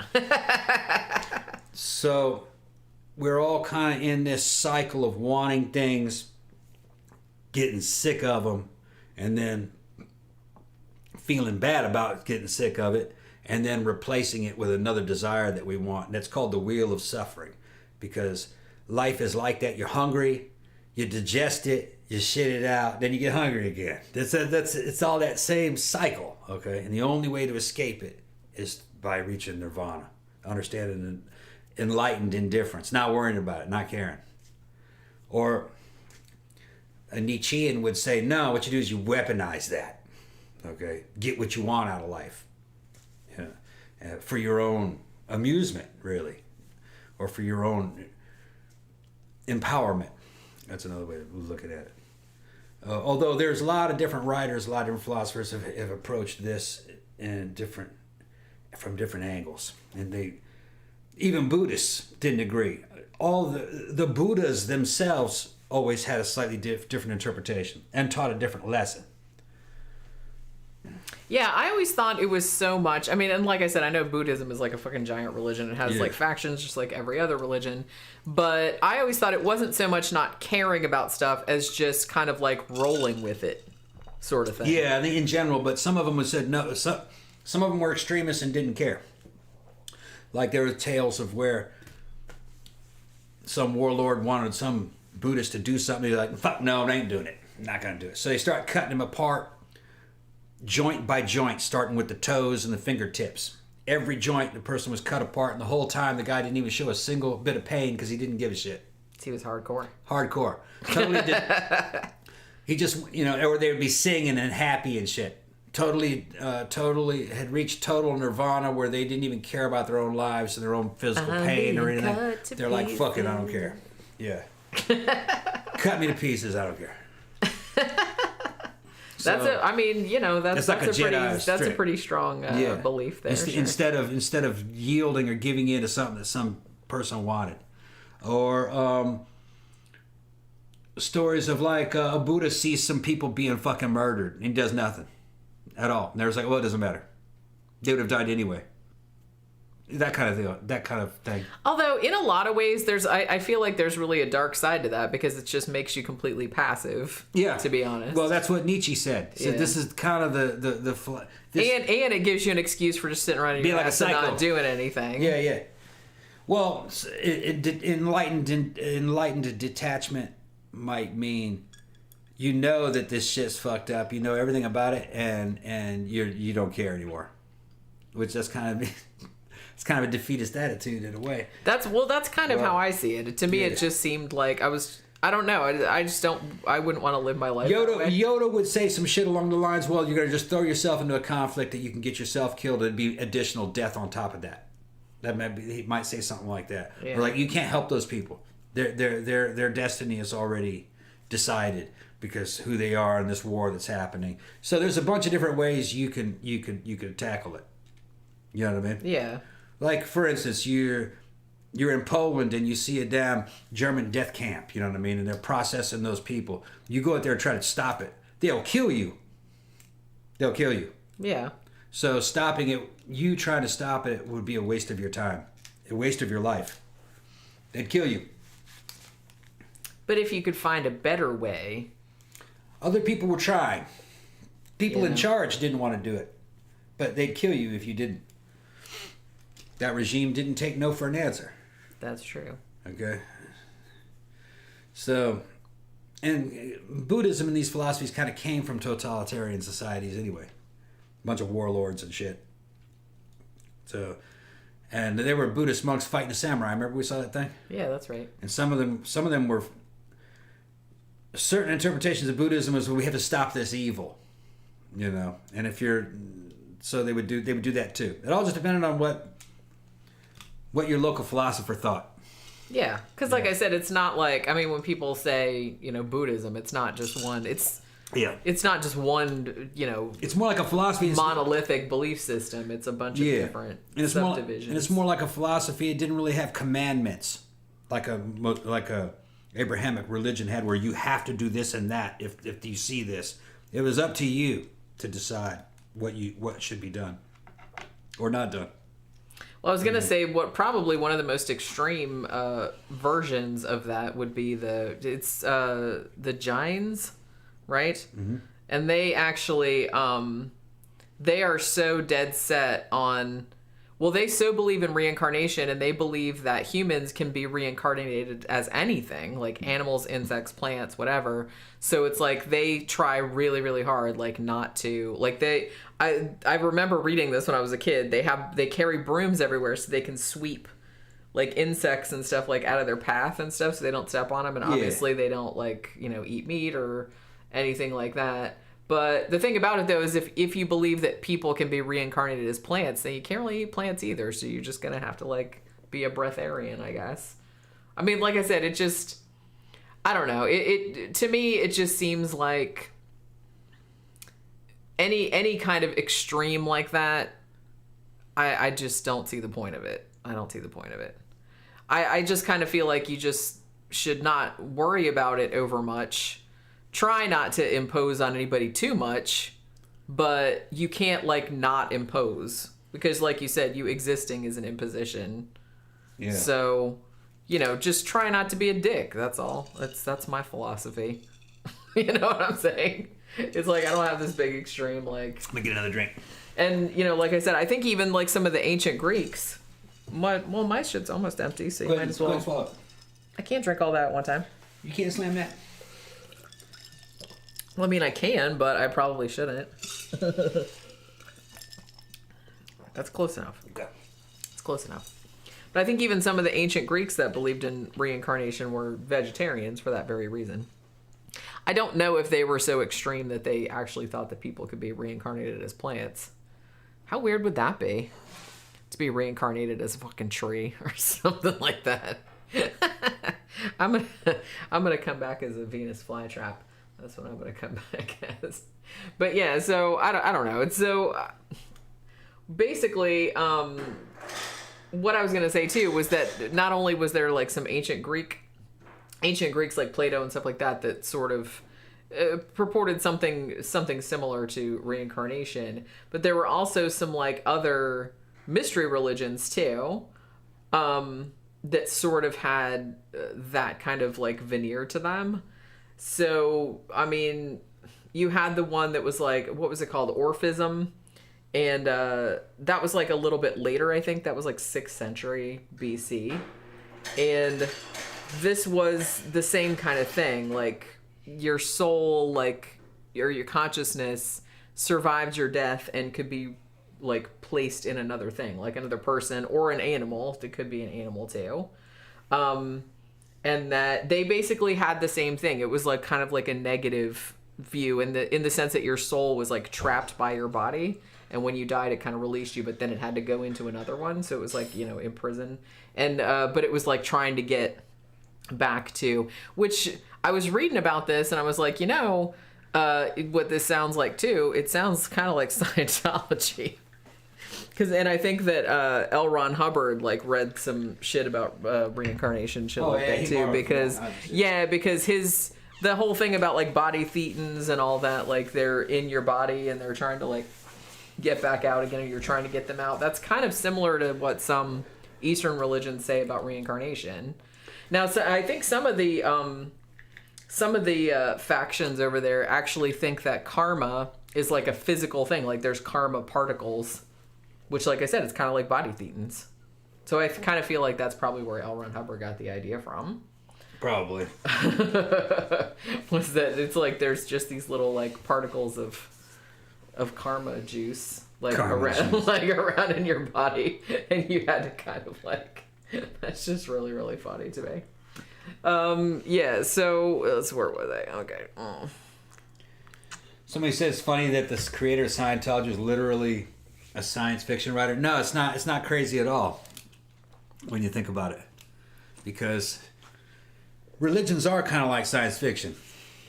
So no, it makes a lot of sense that he did that. Yeah. What's funny is that people believed it. That's the funny thing about it. Yeah, that's what I find funnier. I don't find it particularly crazy when somebody like invents a story like that. Yeah. It's always just kind of like the fact that so many people took it seriously that like. Yeah. But yeah, L. Ron Hubbard actually said was when he was talking about body thetans. I found this like, well, hi Pokey, look at her peeking. What you doing? What's up? You trying to go outside? What are you doing? What are you doing? Tila says, can you imagine using karmic fluid and injecting it into someone as a weapon? Yeah. Here's like some bad karma. I got saved up and it's like injected in somebody's butt. Like with one of those umbrellas like the spies used to use. What L. Ron Hubbard was doing was basically kind of like a tried and true way of making money. He made that religion, but really it didn't really matter what the religion said, okay? It was basically the same grift that Aleister Crowley used. It was the make a motherfucker a wizard grift. All right? That's how you grift, all right? I will make you a wizard. You pay me a certain amount of money, you go through this course, and then I'm going to have 9 of them. Isn't it 9 or 8? Well, 9. OT8 is the highest one. Is the highest one, but then there's shit past it. I thought 9 never came. But that was like they made shit up like after he died, right? Okay. I think it started with 8, yeah. So there were 8 levels, and each course was progressively more and more expensive, like $500,000 started to get. And they're doing this because they believe they'll be made into a wizard, basically. That they'll have power, mental powers, the power to stop time and go back in time and fix a problem and go for it. Just telekinesis, all kinds of stupid shit. They're making a motherfucker a wizard or making a motherfucker a Jedi. But it doesn't happen. Who wouldn't want to be a Jedi? Come on. You could have all that like cool powers and stuff. Mm-hmm. I mean, you know, I'm not dumb enough to like pay $500,000 to somebody that says they can make me a Jedi. Of course, it doesn't work. And people who are OT8s who've left that religion says no, they can't do any of the things that they were promised that they would be able to do. They didn't get any Jedi abilities. But it kind of cracks me up, like because we were watching like Leah Remini's show and stuff, and then so they would have like all these high-ranking people that had gone like to OT8 and whatever was beyond that. And then they would interview them, and like the interviewer would kind of jokingly ask them, it's like, oh, so you'd have like magic powers and you can like, you know, read people's minds and stuff, and they're just like, no, we were promised that we'd be able to do it. I'm like, you actually believe that if you paid $500,000 to somebody that they would actually give you magic powers?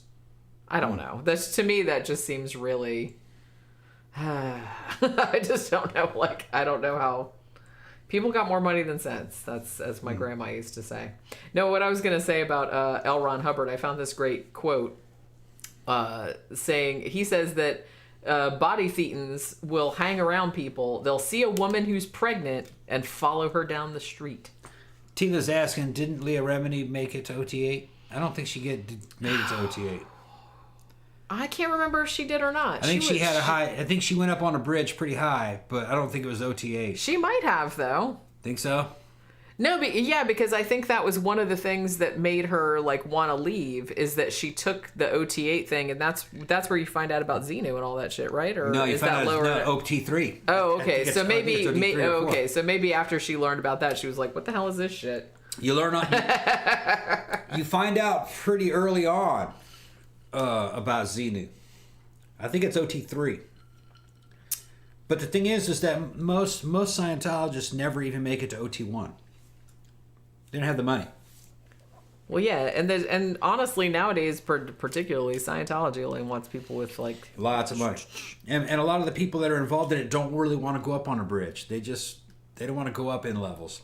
For them.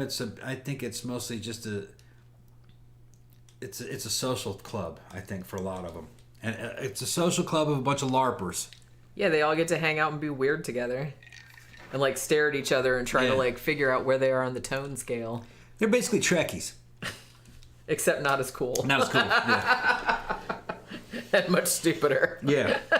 I think they're smart though. They're like anything else. And they think they're fucking smart. I know that makes me so angry. Well, that was one of the things that made me really angry when I worked with a bunch of them. It was just kind of like I was like, you really are stupid, but you think that, but they think they're more intelligent than everybody, and I'm just like, I'm not the dumbass that just paid like $500,000. Yeah. For this crap. Yeah. Okay, so don't look at me like I'm stupid. When I got out of the Army, I moved to right outside Cambridge, Massachusetts. You know, we had all the Ivy League schools there, man. Fucking Harvard, Tufts, MIT.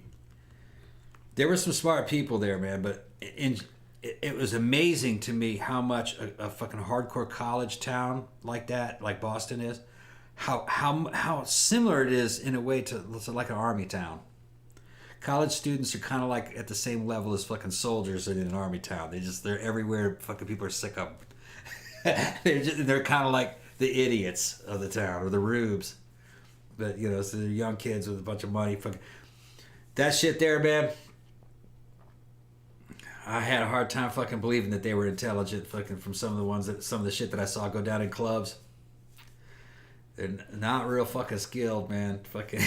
Well, there are different kinds of intelligence, I guess. Yeah. The MIT people, they impressed me the most. But it was all math skills and fucking no social skills. Fucking cringy, man. Fucking cringy. But they were smart. They were smart. But they weren't smart enough to know how to fucking do color combinations with their fucking clothes or anything. They well, weren't like I smart said, enough to that's learn a how to different fucking kind of dress. intelligence. They weren't smart enough to fucking get and those girlfriends. two kinds of intelligences don't usually go together. Yeah. That's not always true, but couldn't get laid to save their lives, half of them. Most of them, I don't have this thing where let's elite people and this and that. Most of them are fucking dumbasses. They're rich kids and it's a social club for most of them. There are smart people there, but most of them are just rich people, that's all. It's a social club. Tyler the guy said, reach the highest level of Scientology and you get to fight Bowser and save the princess. Yeah. Yeah. But what I was going to say is that in certain ways, those Ivy League college students were in some ways kind of like those Scientologists, where galaxy brain, fucking super smart, but no fucking, not really. It's just, their courses told them that they were very smart, but no experience, you know. And Scientology's kind of like that. I ran into a table of them one time. I didn't know what I was dealing with. This was before I really knew anything about Scientology. Remember at Starbucks? Yeah. The fucking weirdest thing ever, man. And it's like running into fucking LARPers in their 50s and 60s, and I didn't know what they were LARPing. It was fucking weird, man. They all pulled out phones and started taking pictures of me. When I was like, what the fuck you do? What are you talking about? And they started, because they thought I was going to attack them. Yeah. You know something? That's one thing that's one thing. And I was like, I'd never seen that before. They were all taking this is, yeah, people would take photographs and shit, but that wasn't in the common culture at that time. Yeah, it's like Scientologists came up with the damn pulling the phone on a motherfucker. Yeah, and they're like 5 of them all. I'm like, what? Are you guys like the moron CIA? Yeah, I'm or like, what the fuck? Yeah, they all thought they were like the CIA. At which point, like, if they'd done that to me, I'd have been like, I didn't know what I was dealing with. Side. I thought it was just business people at first. And then I thought, is this he's some kind of fucking... No, they want you to do something to them so that they can sue you. Yeah, is this some kind of federal agents? What are these fucking people? Like, if you started throwing rocks at them, which would be my first desire, then they will get all their lawyers and they'll sue you into a... And the women had that librarian vibe to them, and the dudes all had that dressed up redneck fucking vibe to them. I'm a dressed up redneck. You know, you fucking redneck dressed up and shit. Fucking, you know what I mean? He thinks there's just no way to describe it. Thank you, David June. Happy birthday, Jenny. Thank you. Thanks for the thousands of hours worth of content. I know, a kid's probably is thousands of hours at this point. You're easily the hardest working person on the YouTube platform. Probably. Maybe reincarnated into someone equally as badass. Thank you Thank so you. much. That's one of the nicest things that anyone's ever said to me.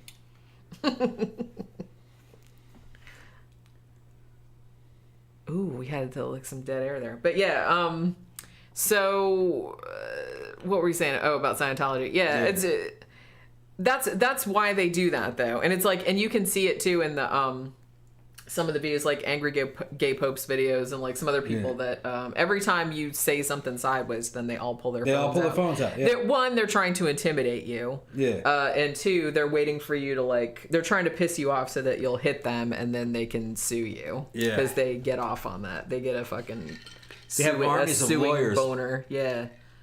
And like I said, they just like to intimidate people as well. But even though they're nerdy. That's what I mean. It's like, okay. Whatever you say. I'm just, having worked around them for almost a year, I don't know. I'm just kind of over it at this point. I'm just like, nope. I'm too old to deal with that shit. So the thing about this, though, about reincarnation, I kind of feel like some people have said that, it would explain stuff like, people going into like that past life regression shit with the hypnosis, which I'm not sure if I buy that, because people say all kind of crazy shit under hypnosis, depending on what their therapist asks them. I mean, look at all the satanic panic shit, which we talked about before, like some of the shit those kids came up with. Some people said, it can explain child prodigies. Maybe this kid was like some super badass whoever, like in a past life, and a lot of their shit was left over, so that's why they're like much, much smarter. I've even seen some people saying, this might explain, gender dysphoria, like things like that, where people think they're, not the sex they were born or whatever. It's like because of reincarnation, and I'm just kind of like, yeah, I don't know. It's just this kind of whole thing. And some people have said too that maybe this would explain why some people just seem to have like really shitty luck all the time, because they were a really shitty person at their past life, and it's like they're getting, they're reincarnated, and they're kind of like, it's like victim blaming. Like, that's what I mean. It's like, see, the Greeks used to think that you're deformed because you did something evil. And I kind of feel like, I think that was kind of like a lot of the medieval Christians believed that kind of shit too, because they said if you look fucked up, then you are fucked up. Yeah. And it's weird because that, I don't think that is persistent anymore, but I think it does kind of like linger, that belief.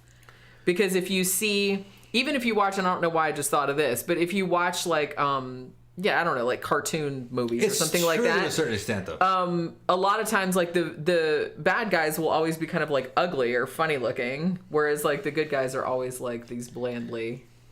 You know what I mean? Well, you want me to get into this? Well, because I can justify some of this shit. People in general are kind of how they appear. Now, if there's fucking health issues, you know what I mean, fucking diseases, then that's beyond the control of that person. Sometimes bad people fucking look frightening. One, because they fucking made themselves very strong. Okay, so they got kind of big. All right, and then because they were constantly fighting, their faces got all fucking scarred up, fucking missing teeth and broken noses and fucking scars, battle scars. Dudes that are fucking always in and out of armies and shit. Fucking if they were fighting, fucking over the millennia or whatever, any period of time, they'd have battle scars on them. So being a badass takes a physical toll on people. So when you see a person who's all beat up and battle scarred, it's a bad motherfucker. So that's partly what they're. Or he's a real asshole and he gets his ass kicked a lot. That too, but you'd be able to see though.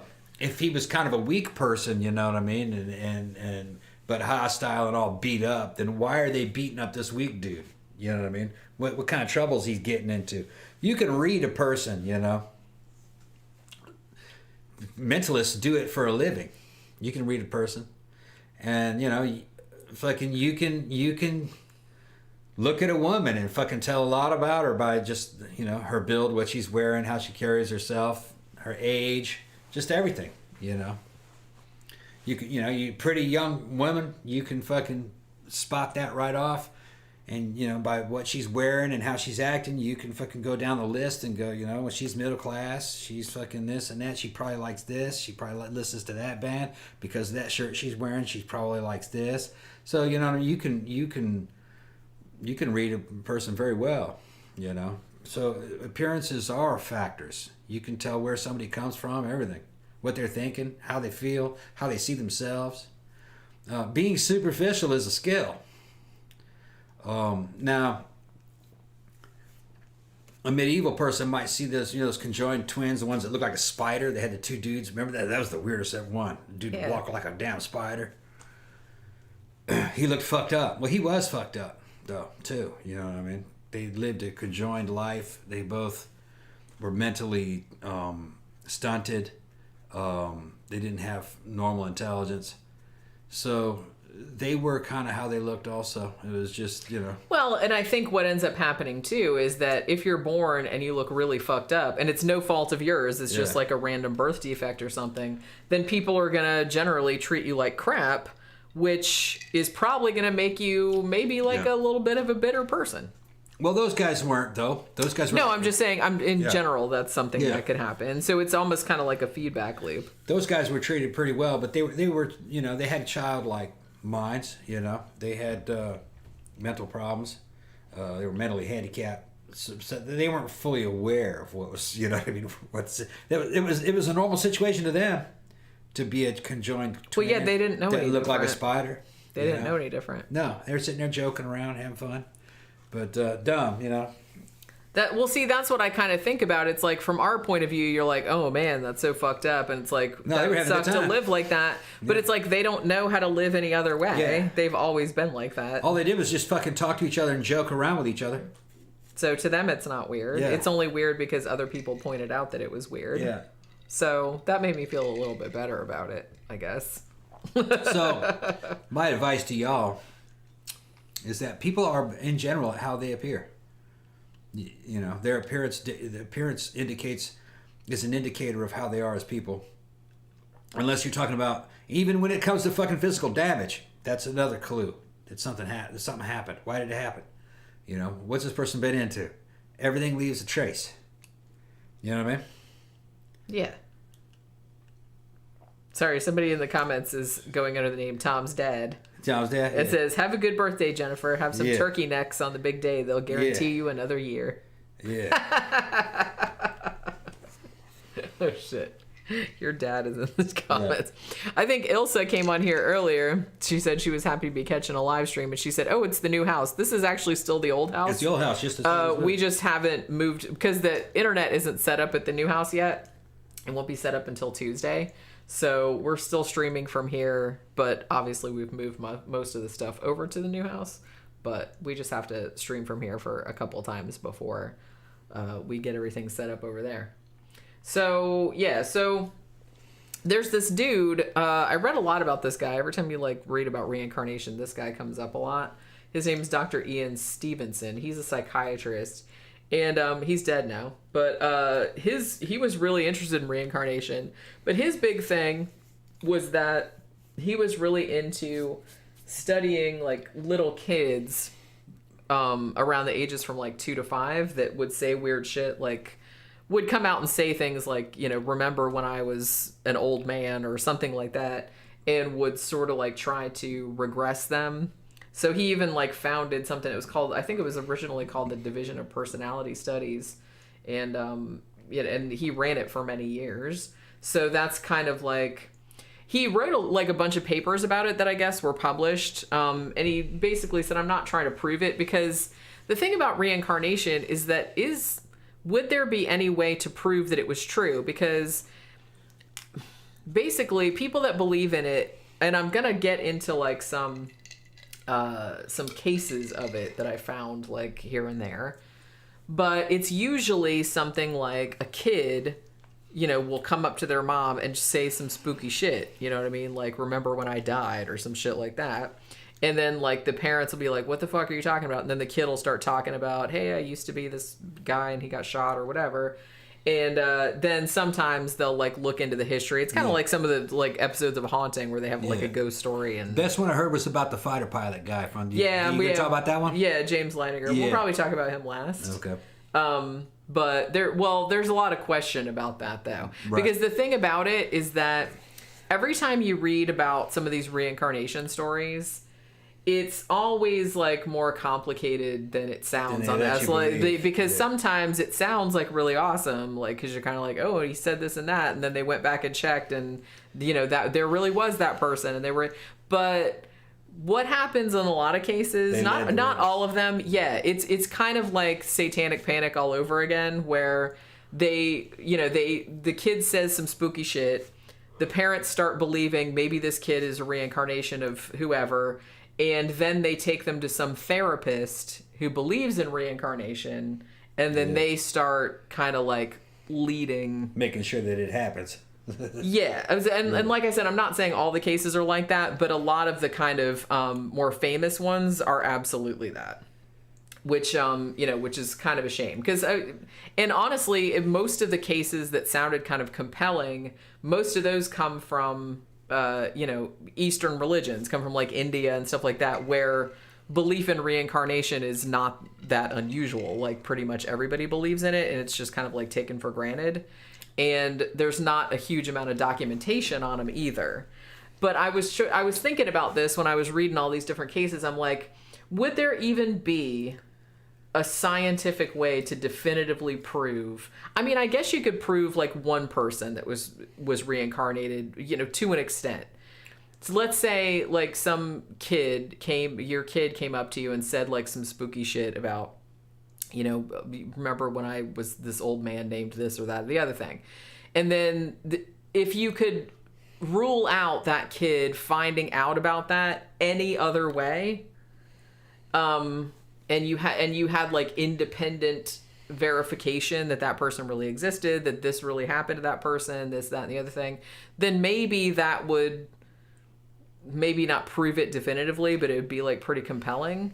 But the thing about it is that there's always, if that information is out there, there might always be like another way they could have obtained that information other than them being reincarnated as that person. Do you know what I'm saying? Yeah. If that person existed, there's always another way of getting that information. That's why I don't know if it can ever be proved definitively. You know what I'm saying? Yeah. Oh, you've clammed up all of a sudden. Up, yeah. I'm thinking about it. You're thinking about it? Thinking about it, and the alcohol's getting me. Yeah. So, see, all right. I'm just trying to think. Thinking about what? I can't remember any time before I was born. No, I can't either. There's a vast expanse of time in the before. You know what I'm talking about? And then there's a vast expanse of time in the after you die. But for some reason, I still can't imagine myself not existing. I'm trying to imagine. Most people can't imagine that. Yeah, I'm trying to imagine non-existence. I think it's within the nature of non-existence that you can't actually imagine. But see, I'm thinking, what are the chances of there being all that time in the past, all right, and then all that time in the future, and I was born, just me?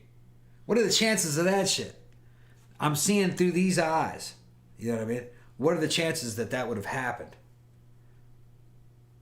Yeah, but see, you're looking at it in the wrong way. You're only special to you because you're you, because you're aware of yourself. Think of it this way. It's more likely I should have never existed. Think of it, that's true of everybody, though. Right.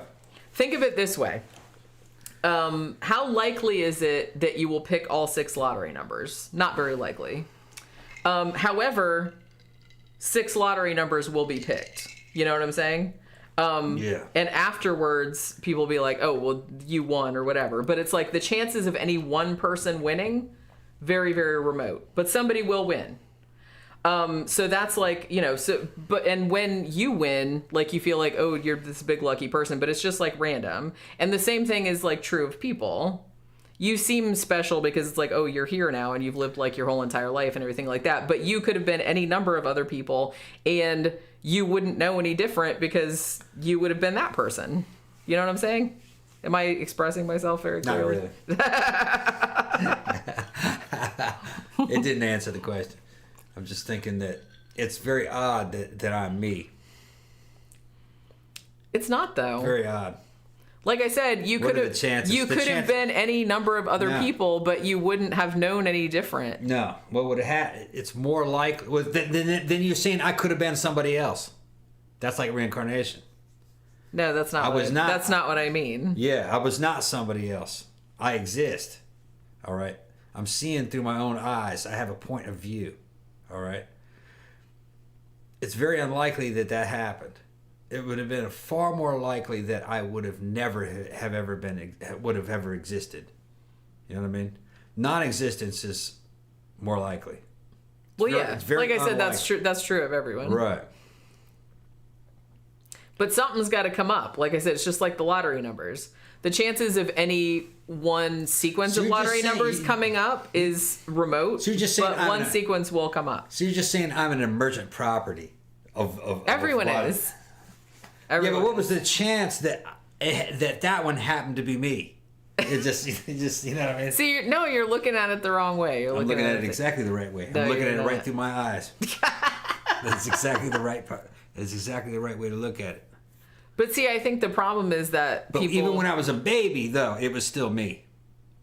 Well, yeah, but that's true of everybody.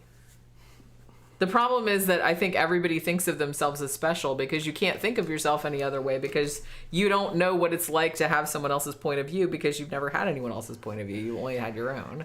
So to you, everything seems like, oh my gosh, what are the chances of me being born? I'm like, well, to me, that seems like a meaningless question because it's like it was just like random that I was, and it just happened to be me. You know what I mean? I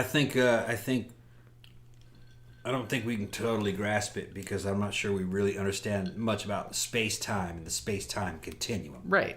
It might be that there's a certain part of us that has always existed outside of space-time, and we're just manifesting in this space-time for right now. True. You know what I'm talking about? Yeah. So in other words, there might be... I kind of believe in with the whole poltergeist thing and the things that I saw fucking with the out-of-body experience is that there's a certain part of us that is outside the flow of space and time. That's possible. It's sure. just kind of a universal singularity. All right. And you can inhabit a body at times.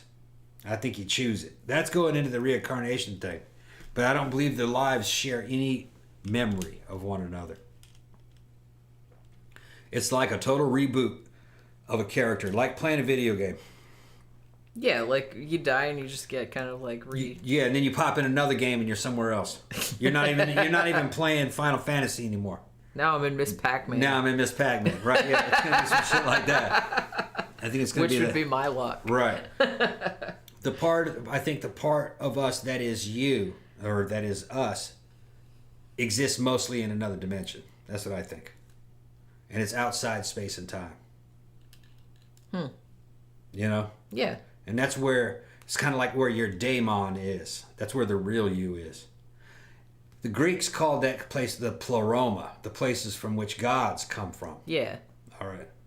And that they tried to describe it, the pleroma, the places where gods and angels and I guess souls come from, where they are, where that is. And it's separate from physical space and time. That's just my instincts of it. My instincts might be wrong, but... Tyler, the guy, says, I hope I don't end up in Grand Theft Auto. Right? I'd end up in some fucking shitty videos. I'd probably end up in like Asteroids or something like that. Or Joust. All I know are the old video games. I know new ones, I just haven't really played them. Yeah, so I don't know. It's kind of hard for me to articulate like what I'm talking about, but it does seem like once you're here, it seems like, oh, well, that's the only possible outcome. But before you were born, there was like zillions of different possible outcomes. It just happened that you were the one that popped out. You know what I mean? It's just like a series of random coincidences. Like you said, an emergent property. I'm an emergent property. I'm okay with that. Okay. I'm okay with that. David June said Tom referenced Final Fantasy. Had no clue he was a fan. A long time ago, man. A long time ago. Yeah. Yeah, I was like, what have you been playing lately? Alien Isolation. Hmm. I've been playing Alien Isolation.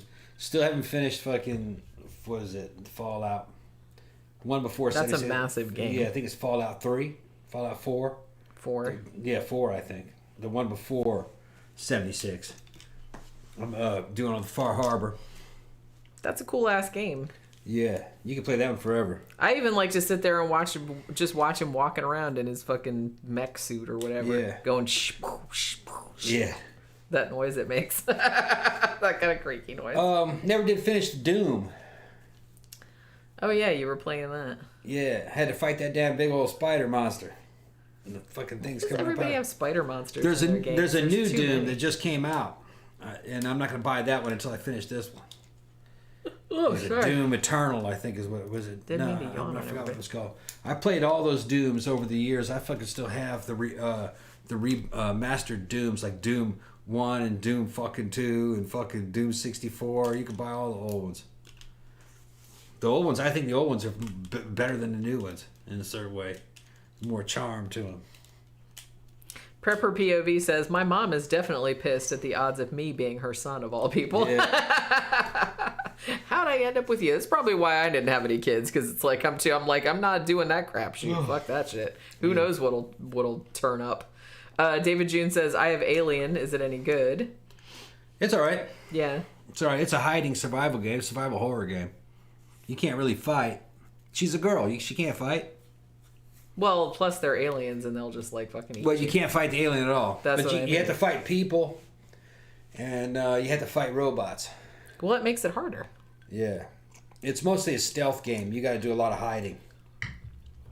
Hiding and creeping and trying to finding stuff, and you can hear that damn alien jumping up out of the ceiling, and you got to use your fucking tracker to try to see where it's coming.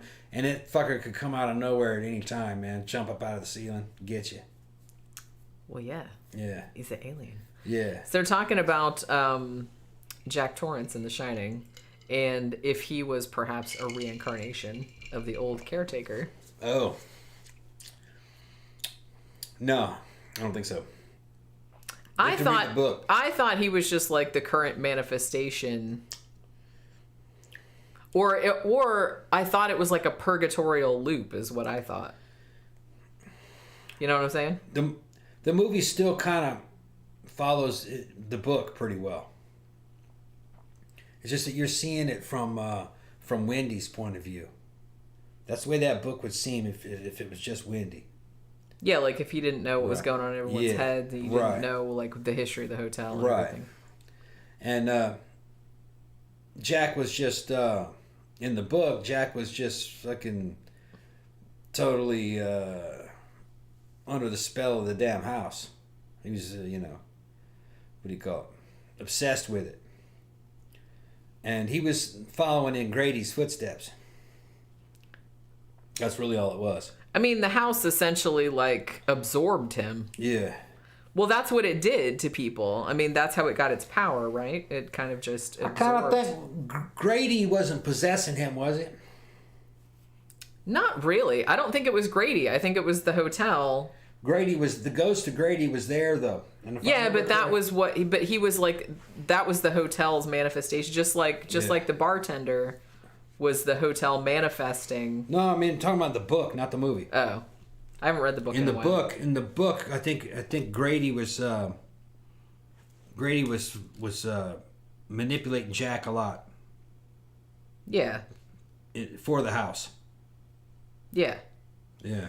Yeah, it was doing like it was kind of like one of its emissaries. Yeah. To I haven't get read the Jack book- to do what it wanted. Right. It to, I haven't what read it the book in a wanted it long to do. time. To answer those questions, you got to read that book again, because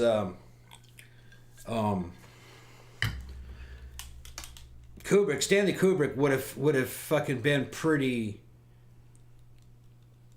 loyal to the book. A lot of people say, well, no, there's many differences in the book. Not really. There are some differences, like, who gets killed and, Halloran gets killed. And somebody had to die in the movie, though. And, there wasn't a maze in the book. There were hedge animals. But in general, it's still that same story. Yeah. But it would just be, if it was, that's what Wendy would have saw in the book. Nothing else. Sandra says, watch Jenny's We Need to Talk About Kevin review today. Yep, it was a good decision not to have children. Yeah, if you're ever kind of thinking, maybe I don't really want kids, why don't you go watch We Need to Talk About Kevin? Or read the book Baby Teeth and then see if you want to have kids after that. You will not. It's terrible. But yeah, so... no, the bartender wasn't the devil. The bartender was the house. Yeah, I think the bartender, He was the hotel. Lloyd was the hotel, Yeah. was like the... He was the spirit of the hotel. Yeah. And the hotel's thing was like to... Trap ghosts. Exploit people's weaknesses to get them, to manipulate them into doing what it wanted. And what it wanted Danny because he had the Shining. Yeah. The hotel collected spirits. Yeah. For its own power. It would amass its own power. And there's a lot of stuff there about being consecrated ground and blood consecration. Fighting those Indians, early on. And it was like a palace for the fucking rich and powerful fucking oligarchs, And fucking, it was kind of like a temple of sacrifice, temple of doom. Yeah. Yeah. Pretty cool. Now somebody said that the made-for-TV movie was bad. Yeah, the made-for-TV movie... It was bad, I agree. She didn't like it. I liked it. It was bad.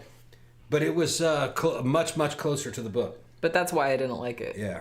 I love the book, and I love Kubrick's movie. I did not like the Stephen King miniseries adaptation because it was almost exactly like the book. Exactly like the book. It was literal, and I think that's why it wasn't very good. Well, special effects and the acting and just the sets and it's just, you can't really do that, especially on a TV budget. There wasn't really any artistry to No. it. There wasn't any subtlety to it. Yeah. Which is what I didn't like about it. And like I said, it followed the book just slavishly, which I think was a mistake. Well, it's kind of like The Stand. The made-for-TV Stand. Yeah. But, somebody sent us the new copy of The Stand, remastered. It's a lot better, the newer version. But the old VHS version of it, fucking VHS transfer, it's on YouTube. It's fucking terrible. Thank you, David June. Y'all could do a weekly show on The Shining. Yeah, we probably could, actually. We've seen it so many times. I've probably seen The Shining more than any other movie ever. And I've said this before, but it's like, if you ask me right now, hey, you want to watch The Shining? Yep. I'd watch The Shining every day. I'd not be bothered at all. Tila said, Jenny, are you going to watch a horror night in October, 31 Days of October? I actually did think about doing that. I had it all planned out, but then this whole moving situation came up, and I said, shit, man, I don't think I'm going to have time. And we got to make nearly 100 shirts. To do that? Yeah, and we have to do, we have a huge, huge order of shirts for a concert. For Absolution. Yeah. We have 2 weeks to do it, less than 2 weeks. Less than 2 weeks now. Yeah, so yeah, we have to make a shit ton of shirts. So what I decided to do as a compromise was I'm gonna do extra horror movie reviews the week of Halloween. So it'll be from Sunday to Sunday, because I was I don't think I'm gonna have time to do ones for the whole month. Well, hi, look at her pop up. Doing. You want to go outside? Her little face pops up. She wants to go outside. Okay. You be careful, Pookie. Okay. I bet she doesn't want to go. He puts her clothes on and then she goes to the door and she's like, never mind. I didn't want to. I'm I'm still waiting to see how she's going to react to the new house. She's never lived anywhere with stairs before. So she's going to be wigging out. I don't know what she's going to do. We're trying to decide where to put her little tree at because she loves that tree.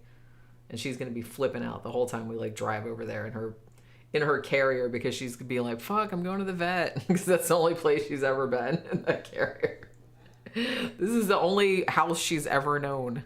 I think she was because we got her when she was really little, only 6 or 7 weeks old, and she'd been in someone's house, in someone's garage, because they found her in the backyard and they just put her in a carrier in the garage, and then she, you know, when she came to our house, she hasn't been anywhere but that. So I don't know, like, how she's gonna react. I'm kind of worried about it. I'm more worried about that than anything, like how Pookie's gonna react to the new house. I'm not worried about the house otherwise, but it's just. No, she's like, nope. I told you. Did it again. I told you. She's like, nope. She always does that the first time. She's like, oh my god, I have to go outside. It's really important. And then like you open the door and she's like, nah, fuck it. Yeah. I just wanted to see if you would get up and open the door. I think she's fucking with you. Yep. Tyler the guy says, I've always loved the Stand miniseries from the 90s, but the book was even better when I actually read it. Yeah, the book's better. I mean, the books are always better. You know, we talked about this before about Stephen King's adaptations. I mean, there are actually like a lot of really good Stephen King adaptations, but again, shit that works in a book doesn't work in a movie all the time. So you have to kind of know the limitations of each medium. Yeah. You know what I mean? We got to get this show cracking though. Well, I don't have that much more. I just have like cases. Okay. I just kind of want to talk about some cases then. I mean, some of these, and like I said, some of these are just kind of vague. I just went and Day's catching up with me, man. got like this alcohol's getting me, and I was like going, oh, starting to go sideways. Yeah, we've been like our sleep patterns have been like all so fucked up. Well, because what's been happening is that I've been waking up like at 4 a.m. every morning for whatever and then reason. She like assaulted me and shit. Well, yeah, that too. Yeah, she like assaulted me at 4 o'clock in the morning. I didn't assault you at 4 o'clock in the morning. You were awake too. Yeah. But it wasn't 4. It was 6 this morning. But the last couple days, I've been waking up at like 4 in the morning, and then I can't go back to sleep. Not because I'm upset, but I'm just kind of like, oh, I got to do this, and I got to remember to write that down, and I got to do this and that. I'm like thinking of all the stuff I got to do. Oh, I got to drive here and do this. And then, so it gets light finally, and I just like roll out of bed, I get in the office and do whatever it has to do. And then I was just like, I got to go to the new house. I got to do this. I got to do that. So it's just kind of like, we have so much shit going on that we just like work all day. And then by the time it's like last night, I think I was dozing off at like 8:30. Like I think I managed to stay awake until like 9:30 because we watched the new Shudder just put the first episode of season 3 of Creepshow up, so I watched that and then I tried to like read a little bit and then I was just kind of like, and I think it was 9 o'clock and I was like, I can't stay awake anymore. So then this morning I think I woke up at 5:30.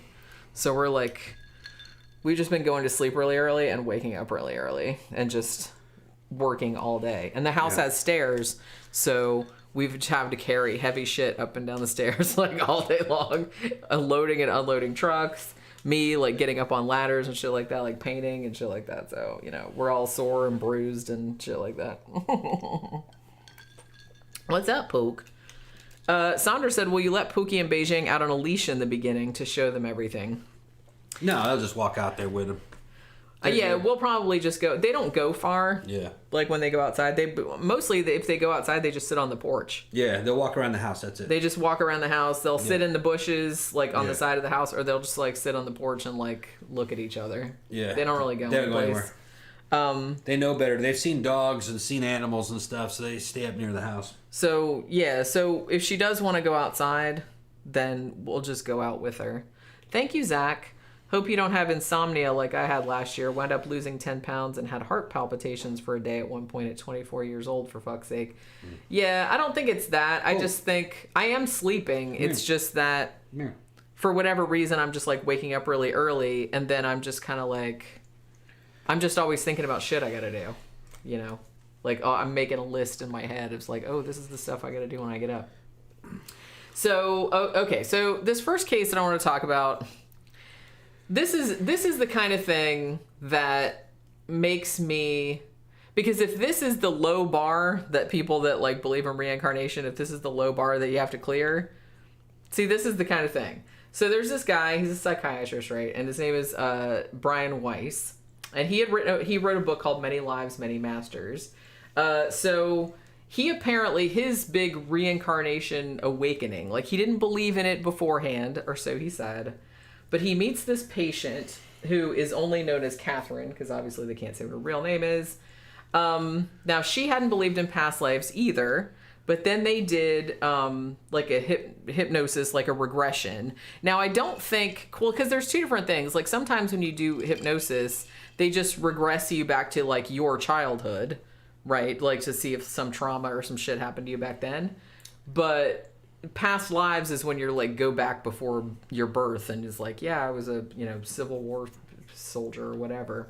So it's that kind of thing. So he started regressing her back for whatever reason.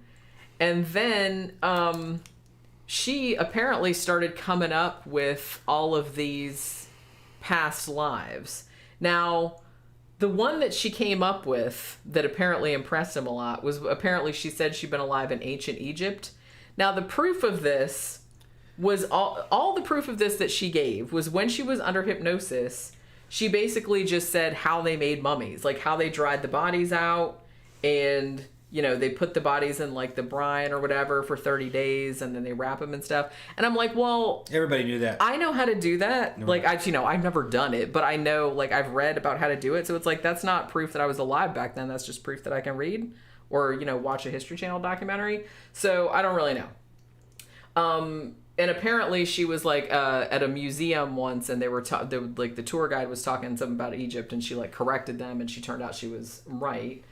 But this kind of reminded me too. Somebody was saying that way earlier about how you know, maybe between lives you have to like wait in a waiting room like in Beetlejuice, you know what I mean? Like in the waiting room with the shrunken head guy. This woman also said that between the lives there was like a space, like a liminal sort of space that she was hanging out in, like while she was between bodies, I guess.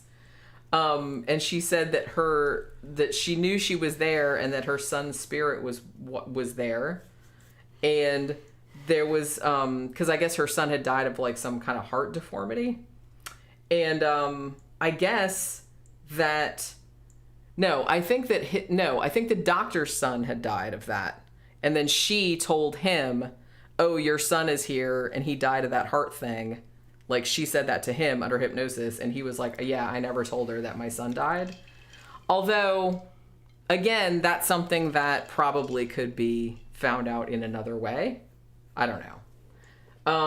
She says that happened, but like that was before the internet and nobody could just Google it, but still. I mean, information like that is still out there. You know what I'm saying? And and unless you can completely discount every single other way of gaining information, which would be really hard to do. Well, I guess you could say Stuart Hameroff would say that, you know, the quantum soul theory could account for a lot of things, kind of like that people call psychic abilities. You know what I mean? Your quantum consciousness, which is like a cloud of these it's a cloud of quantum particles in superposition, kind of acting like your soul, you know? Yeah. Well, that can come in contact and entangled with somebody else near you. And so maybe there's a possibility you could have a level of communications that's not really conscious between the brains. You know what I'm talking about? Yeah. In other words, the brains, the people are not conscious of it, but their subconsciouses are talking to each other at like a psychic level. So maybe she picked up that information psychically from him. Well, we've kind of talked about that when we talked about like poltergeist activity, particularly like the Enfield poltergeist case when you were talking about Janet and Janet could know things that she shouldn't have known about the old guy that died in the house Yeah. and everything like that, and how we were saying that maybe it wasn't the actual old guy haunting the house; it was just her like somehow psychically picking up on the information. the memories, place memories, because it's kind of floating around out there. Maybe. And maybe some or people outside can of pick it up. space-time, she could see it in the past. You know what I'm talking about? Yeah. Her subconscious could see the past slightly. Yeah, Pick maybe up parts. maybe that's what it is. Well, and maybe that's what, if that's possible, maybe that could explain like reincarnation shit too. Because if the information's just kind of floating around out there in the ether, you think you did it, but it's actually something you. And you can kind of like like you would tune in a radio station, Right. and you just kind of tuned in, and it was real clear for a minute, Right. and you saw this whole thing, and you're like, hey, maybe that's a memory, maybe that happened to me. Maybe that's not what it was. But maybe it didn't happen to you. Maybe you No. just like picked it up from somebody else's memory. Yeah. Although, like I said, I don't know. It to me, it just kind of seems like, because everything that I've ever heard about reincarnation, they're just like, well, basically, it's mostly, you know, if anybody remembers this shit, it's usually like when they're little kids, and then they can't remember it anymore. It doesn't like make any impact on their lives later. Yeah. So in that way, like in practice, it doesn't really matter like where the information came from, like whether you obtained it through psychic means out of the ether, like a radio station, or whether you got it through that person's soul entering your body or whatever.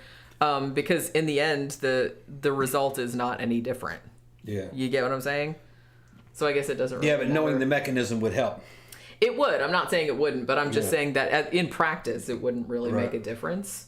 That's all I was saying, because it's not that's kind of the thing about it. It's like, it just really doesn't seem all that useful. Not that it necessarily would have to be. It just seems like, okay. Just one of life's oddities, man. Yeah, it's just like, it's just pretty weird. Yeah. So, all right. So now we have this other psychiatrist from the University of Virginia named Jim Tucker, and he also studies reincarnation. Now, like I said, a lot of these stories are from psychiatrists, psychologists, therapists, stuff like that, who actually do believe in it. So take that, you might want to take some of the stories with a grain of salt, because since they already believe in it, they may be asking leading questions when people are under hypnosis. I'm not saying they are, but, I'm just saying you have to leave that open as a possibility. So one of his patients was a little boy named Sam, and Sam is supposedly the reincarnation of his own grandfather. Now, allegedly, this kid had never seen a picture of his grandfather until he was 4 years old. After his grandmother died, his parents brought out the photo album, and the kid was looking at the pictures, and he sees a picture of his grandpa's car, and he points to it and he says, "That's my car," right? So they're kind of like, all right, well, maybe this kid is, maybe there's something to it. Now, I guess his parents were Baptists or whatever, and they didn't believe in reincarnation. But she thought it was intriguing enough that she asked the kid if he remembered anything else. Oh, that's your car? What else was going on back then? The other thing the kid said was that my sister was turned into a fish by bad men. Huh? And then they found out, well, this kind of freaked the kid's mother out, because what happened was that the sister of the grandfather was actually murdered, and the dudes threw her body into a river.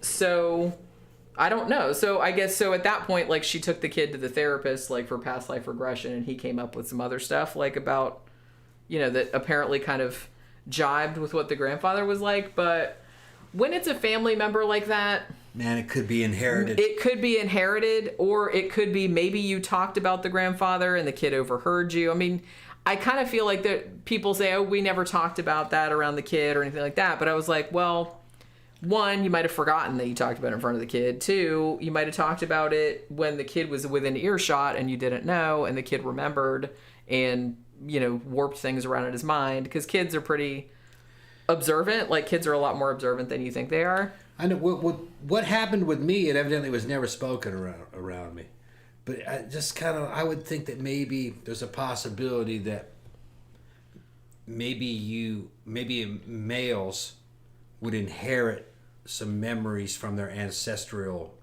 male lineage. Maybe females inherit it through the female lineage, kind of like the way animals would kind of remember certain instincts or gender roles or something.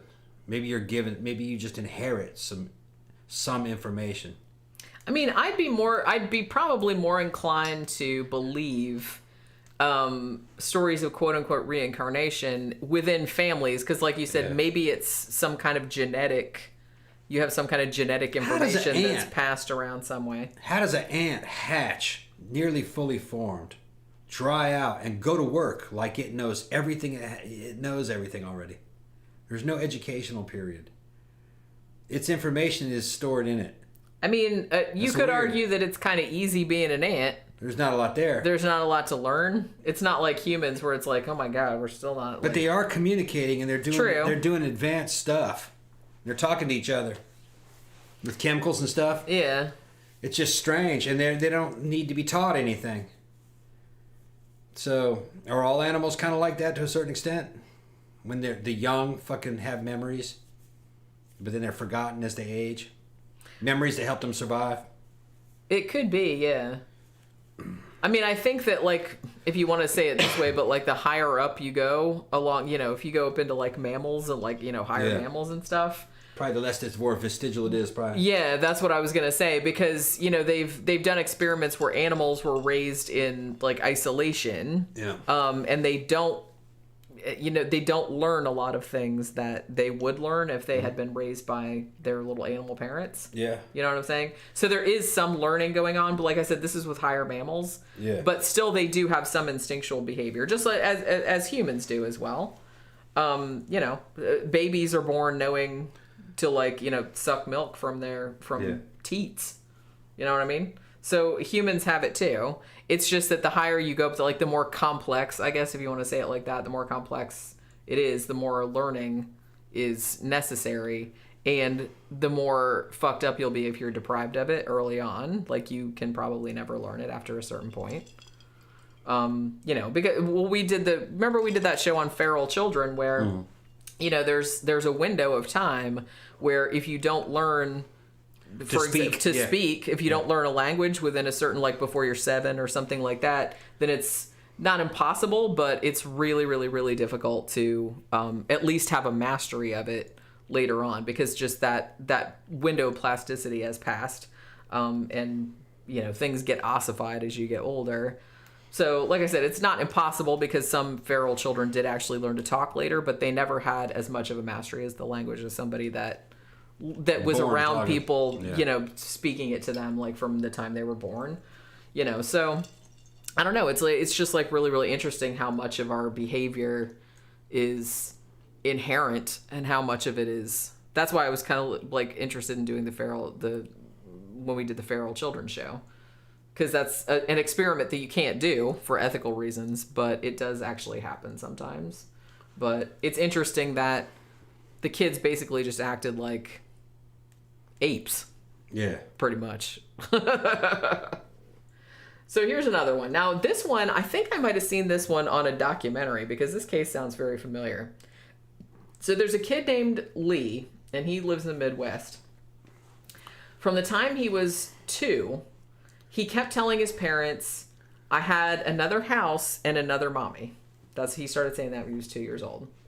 And if I was that kid's mom, I'd be like, why don't you just go back to that little mommy, a little ungrateful little brat. But anyway, so by the time he's 3 years old, he started saying that his birthday was June 26th, even though his actual birthday was June 21st. Now, later, he told his mom that his middle name was C-O-E, and that he wrote movies for a living, and that he had a daughter named Jennifer, not me. His family asked him how old he was. They're like, okay, well, how old were you when you died? And he said 48. So the parents started looking into it. Like, they started kind of showing him different movies. They're like, which one of these did you write? And Lee pointed to Gone with the Wind, and he said, I wrote that one. So his parents started Googling, and they found out that the guy that wrote Gone with the Wind was named Sidney Coe Howard. C-O-E was the middle name, just like the kid had said. His birthday was also June 26th, and he had a daughter named Jennifer, and he died at 48 years old. Now, did the parents know this ahead of time and just massage this into a story? Or, as they claim, did they not know any of this before the kids started talking about it? Who knows? Because, like I said, that information was out there. The dude that wrote Gone with the Wind is not a nobody. Yeah. He's not, he's not a super celebrity, but you could find that. Might have been made up by the parents. That's what I mean. And honestly, like, watching this kind of stuff, I'm like, ooh, maybe I should write a book, like, saying, like, I'll find some, like, little obscure person somewhere, like in some buried history book, and then I'll, like, say that I claim that I'm a reincarnation of that person. I'll write a book, and I'll go on the paranormal circuit and everything like that, and then I'd be like, I didn't know about any of that, like, before. You know what I'm saying? Yeah. It just kind of seems like it would be really easy to do. How long have we been streaming? 2 hours and 14 minutes. All right, let's go ahead and wrap this up, Sue. I'm getting ready to pass out. Well, let me do, like, a couple more. We still got to talk about Bridey Murphy, and we got to talk about that guy. All right. So here's this one. There's a lot of these in Turkey, actually. So now, so this woman named Karanfil Tutusmus from Turkey, she was pregnant with a son in the 1950s. And while she was pregnant, she kept having a recurring nightmare about this man named Salim Fesli, who kept showing up in her dreams with a bloody face.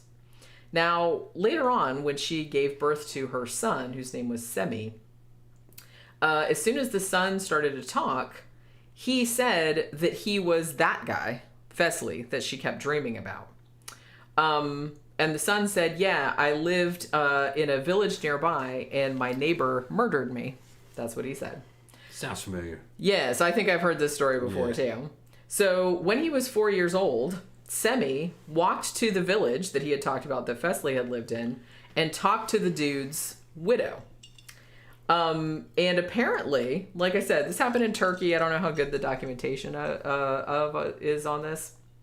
But he apparently went to the widow and told her all about Fesli. It was like about their life together and all this other kind of stuff. And she was like super wigged out.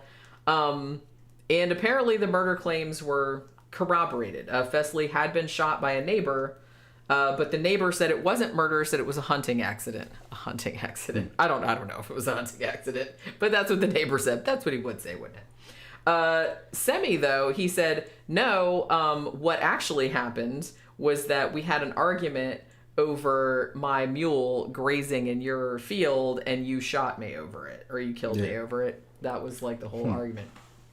So apparently this kid kept going back to this village and like hanging out with the widow and the kids because he was supposed to be their dad.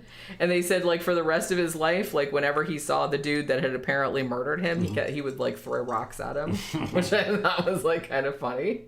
But he said he didn't want to kill the guy because it would perpetuate the cycle of murder across multiple lifetimes. I gotcha. So he didn't want to do that. All right, so let me see if there's some other stuff because you're getting tired. So. Yeah, man. This move's killing me. Yeah, I know. Let me see if I can find some shorter ones. Well, let's talk about Bridey Murphy because that's like a really famous case, and then we'll talk about James Leininger, and then we'll wrap it up. Okay, all right. Because Tom's about to pass out, but like I said, it's he unloaded 2 U-Hauls like all by himself. Not yesterday, but the day before yesterday. Was it the day before yesterday? Yeah. Yeah. Anyone ever see Audrey Rose? Yeah, that's what I was thinking of. We actually reviewed it not too long ago. I thought that was sort of based on a new story, on a true story. Yeah, we saw it. It was good. It would have been better back in the day. Yeah, I remember really liking it. It's not really a horror movie. No, they tried to make it. They tried to make it like on par with like The Exorcist. Even though it's a completely different. Even though it's a different story. It's nowhere near as scary as The Exorcist, But they tried to make it a movie like The Exorcist. Yeah, it's worth seeing. Yeah, if you like The Exorcist, people might like it. Yeah, so Prepper POV pointed something out that I was thinking about too. It's like, I wonder if like people are. You want to go outside? Does she have her little clothes on? No, I got a collar over here by the door. Oh, okay. Because she didn't want to go. Yeah. You better be careful, Pook. I don't know, what time is it? Oh, it's 8:15.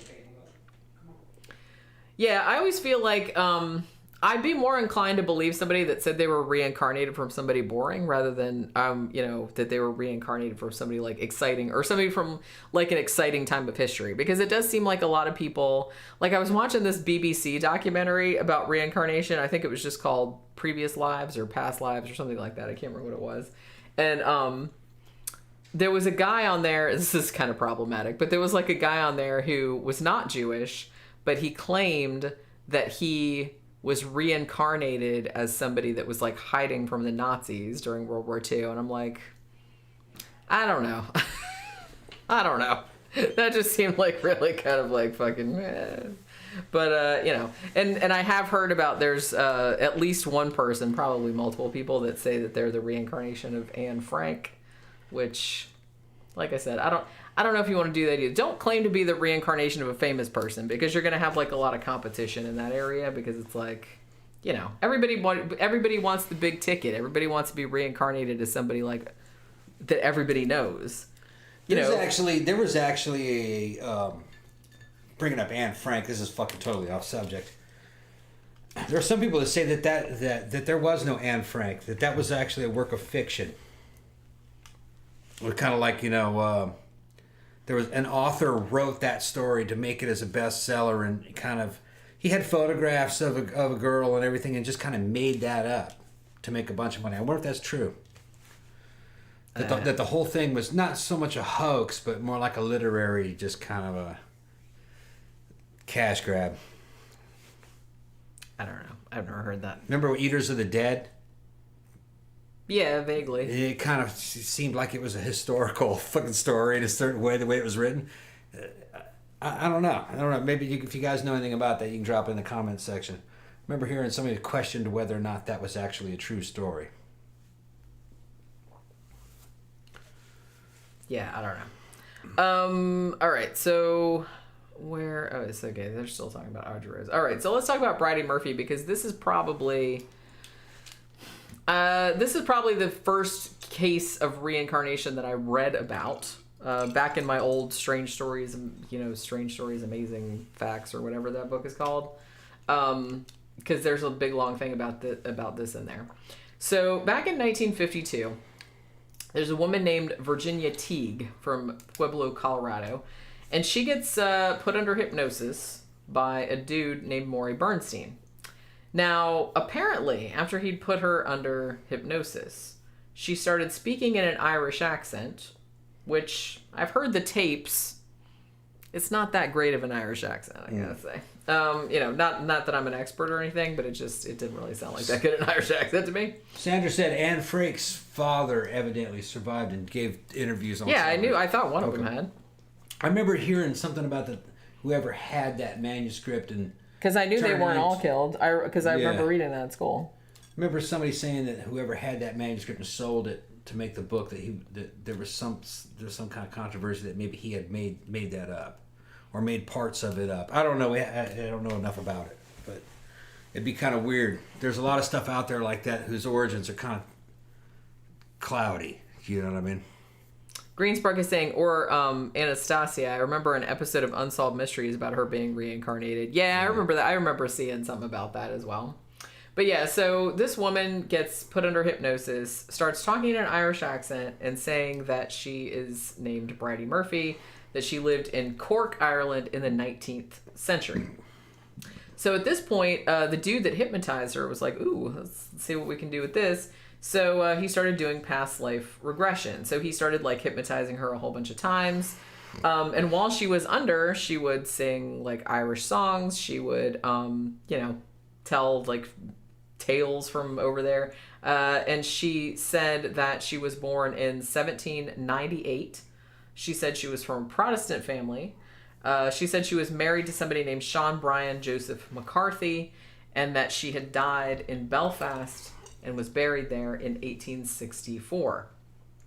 Subsequently, Maury Bernstein wrote a book called The Search for Bridey Murphy, which came out in 1956, which was massively successful. I remember this being all over the paranormal shit, in the 60s and 70s. It was on In Search Of, I think. It was in all those paranormal books. Like I said, it was in that Strange Stories, Amazing Facts book that I have. It was all kind of shit. They changed her name to Ruth Simmons in the book, actually, for reasons which I will get into in a moment. And as I said, they made recordings of a lot of the hypnosis sessions, some of which you can listen to on YouTube or in various documentaries, because I've listened to them. So actual Irish people go and listen to that accent because it sounded kind of fake to me, but, okay. So at this point, everybody's kind of interested because this story had gotten so huge. So all these reporters went to Ireland to check out if this was actually a real story. Was this a real person?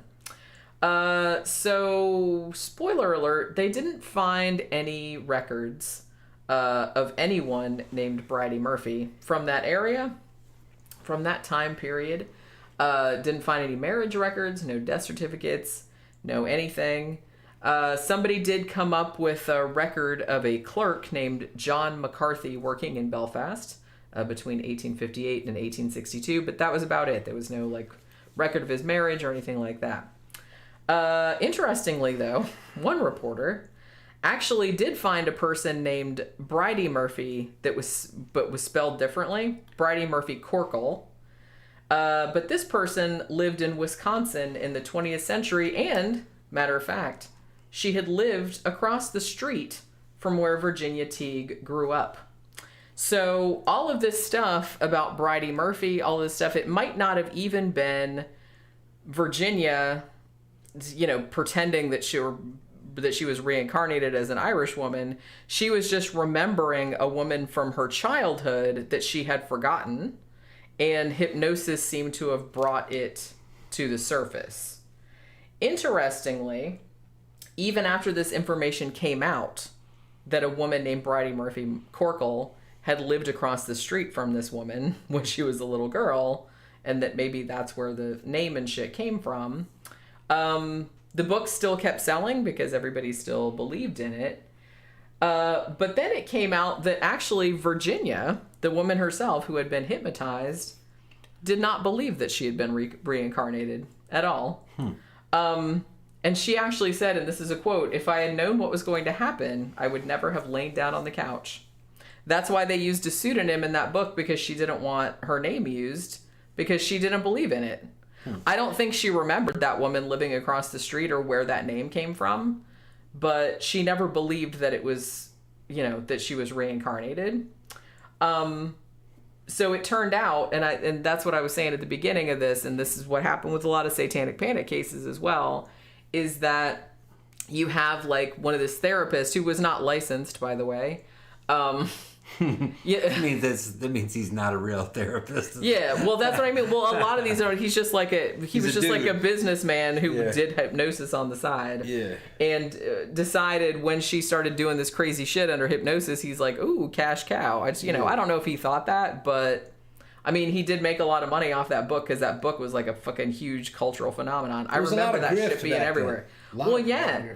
And honestly, it's probably, particularly, from the 50s to the 70s, I feel like that was kind of like the heyday of like paranormal shit. Yeah.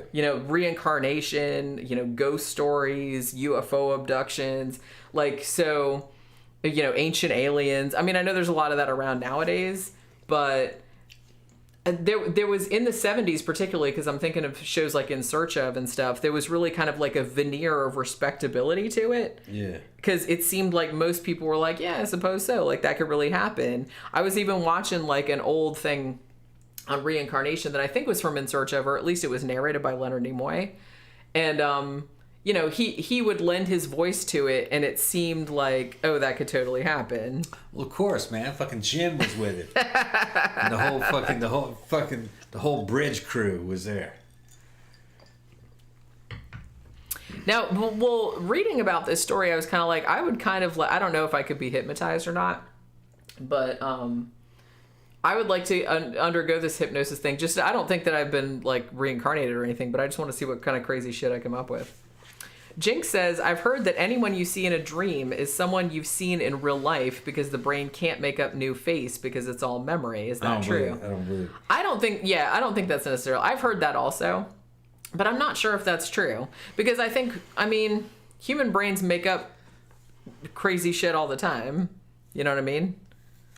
I had a dream one time. It was weird. It was a waking dream. I thought I might have been astral. And I saw a girl, a young woman, sitting in a ice cream parlor in Korea. It was a Korean woman. And I sat down right next to her, and I realized I was in her dream. And she went up and looked at me, made eye contact, and she fucking panicked. And she vanished, and then that dream was gone. And she woke up. I was in my dream after that. That was the weirdest fucking thing. And I was under the impression that somehow I was in her dream, and she saw me, and it woke her up. Ooh, that's like dreamception. Yeah. I always wondered about that too. It's like, what if I'm sleeping and I'm like having a dream about something? It's like, what if I'm in that person's dream? Yeah. Because I'm always dreaming about people I don't fucking know. Yeah, I felt like I had astrally projected while dreaming, and I was in a lucid dream, flying over fucking Korea, over Seoul, Korea, and I was like, oh yeah, it's good to be back in Korea. And I saw an ice cream parlor, and I went in through the glass and everything, and was standing there, and there was a woman sitting there with her ice cream, and I went, she's dreaming this. And I fucking sat down in front of her like that and went, hey, what's up? And she looked at me and went, and then everything vanished. Not just her, but the whole ice cream parlor and all of Korea vanished. And I was somewhere else. And I was like, I went into her dream. And then I went on and dream and controlling like a lucid dream of wherever I wanted to go at that time. And then I forgot where I went after that. But I was awake in a dream, controlling it. A lucid dream. I've had I was like doing that. And I saw her dream and went into it. It was just a random person in Korea. That's pretty cool. Weird, huh? But yeah, I've had lots of dreams where it's like I realized I was dreaming. And it's like, oh yeah, let's do That's it. what I was doing. Yeah. I just didn't know I was in somebody else's dream. Yeah. Until I saw her. Excuse me. I'm in your dream. Yeah. Sorry, didn't mean to freak you out or anything. Well, I could see that she was dreaming it.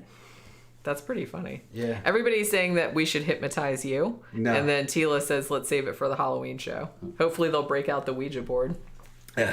We should. I have a Ouija board mouse, actually, right here. Like on my other computer. We could use that. But yeah, well, yeah, see, because the thing about it is, I forgot to mention this before, but one of the things that made her therapist like convinced that Bridey Murphy had really existed and she'd really been like this woman had really been reincarnated was shit like she described like kissing the Blarney Stone, and she's like, yeah, like somebody has to hold you while you like lay backward. I'm like, yeah, but everybody knows that. Like, well, not everybody knows that, but most people know that. That's like pretty general knowledge.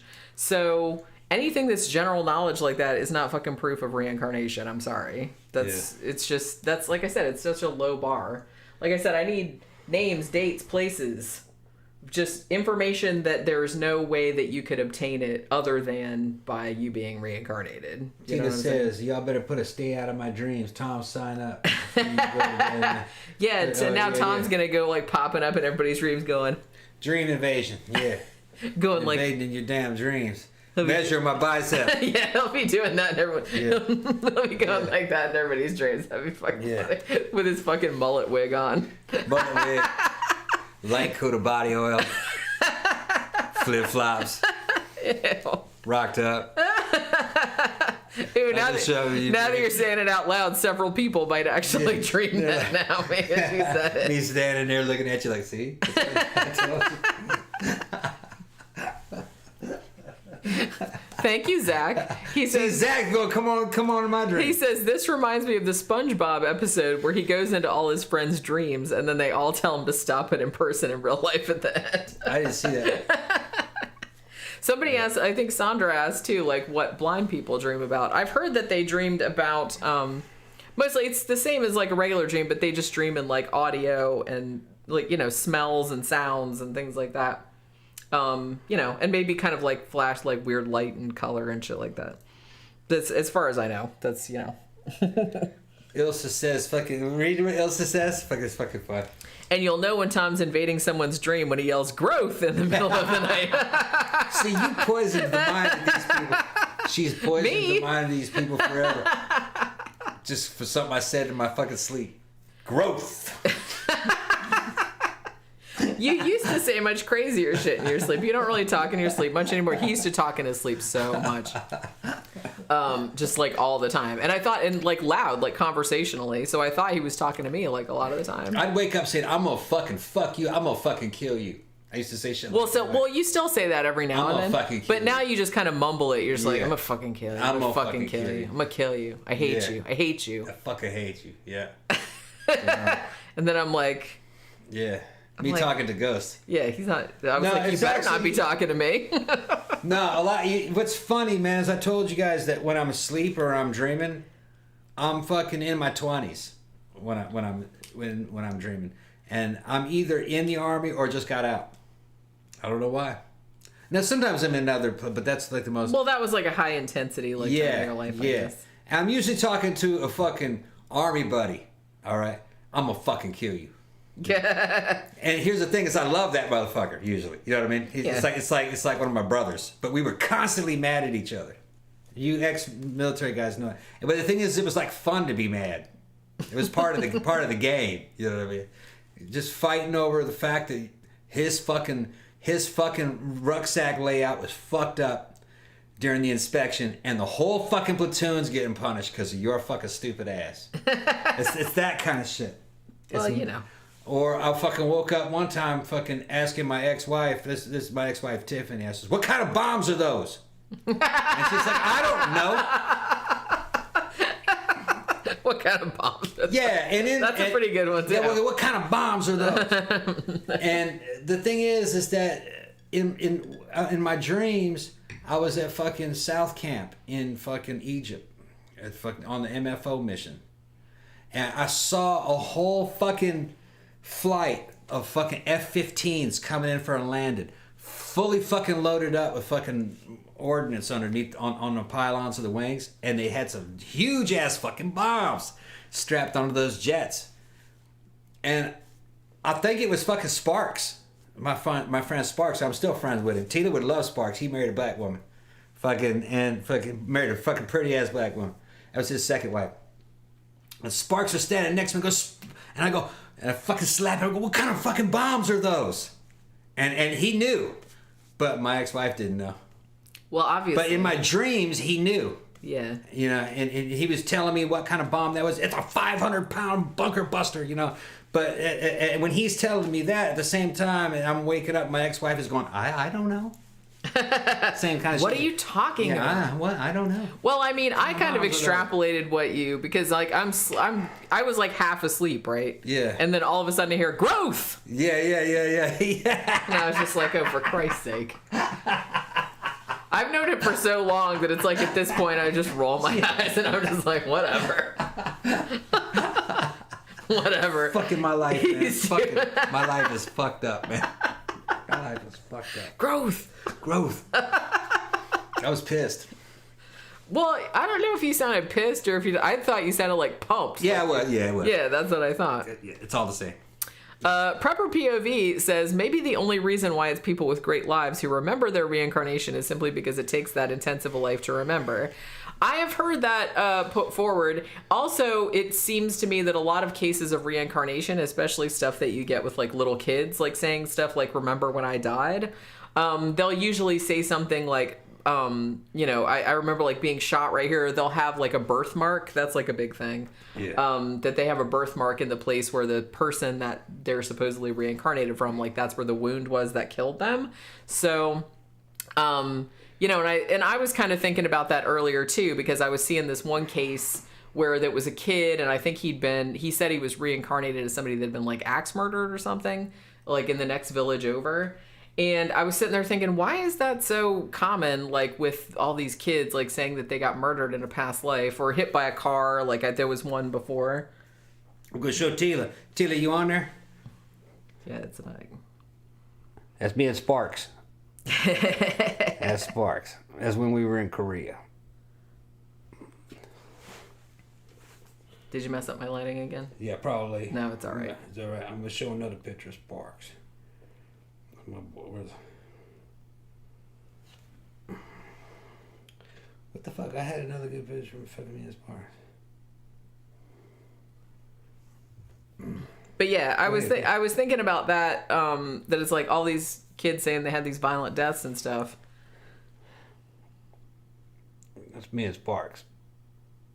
I look tiny next to Sparks. I was gonna say he looks like he could eat you. Yeah, no, he's tall, but he's not that much bigger. Man, it's just a fucking weird way that shit is fucking. It almost looks like photoshopped. Yeah, it almost looks photoshopped, but it isn't. Sparks was my AG. He carried the spare barrel and all the fucking ammo. That motherfucker carried a load about as heavy as I did. But yeah, so what was I saying? So yeah, I was thinking about that, and then there was one on this documentary that I saw about this kid that said he was reincarnated, like he got hit by a car, and that he was 15 when he died, and they apparently found that kid's grave, and yeah, the kid was 15 when he was killed by a car, and you know, the kid knew what kind of car it was and everything. And I was sitting there thinking, why is it that all these kids have the same story? And it's like, they said they seem to have like an explanation on the show. They said, well, it's because like the deaths were violent and sudden. There's Sparks now, and there's his wife. Yeah. My boy. Okay. Tila says, I don't know why people ask if you dream in black and white or color. I dream in color. It's Yeah, I thought real. everyone did. Yeah. I mean, unless you can't see colors for some reason. I mean, I guess if you had some kind of color blindness, yeah, then you probably dream in black and white. But I don't think I've ever dreamt in black and white. That would be super weird. Because you don't see the world in black and white. Most people don't. So I don't understand why you would. So let's talk about, because you're getting worn out and loopy, right? Yeah. You need some growth. I need some growth. Ilsa says baby Tom. Yeah. So let's talk about this. Let's do this last case. Like I said, I had a couple other ones, but they weren't all that complicated. So let's talk about this one, because this is the one you brought up earlier, which is James Leininger. So this story came out like in the early 2000s, and it was like a huge media sensation, I guess. So this was a little kid named James Leininger. When he was 2 years old, supposedly, he started waking up screaming when he was 2 years old. And his parents asked him what the matter was, and he would always say something to the effect of, airplane crash on fire, little man can't get out. That's what he kept saying. Now, he was also like super obsessed with airplanes. Like that was like his favorite toys. And something that his parents said that he did when he was 3 years old was he would take his toy planes and he would like go over them like a pilot does during the pre-flight check. You know what I mean? Like, so he'd like be all like checking all the stuff on the plane. He also apparently knew what a drop tank was without ever being told about it.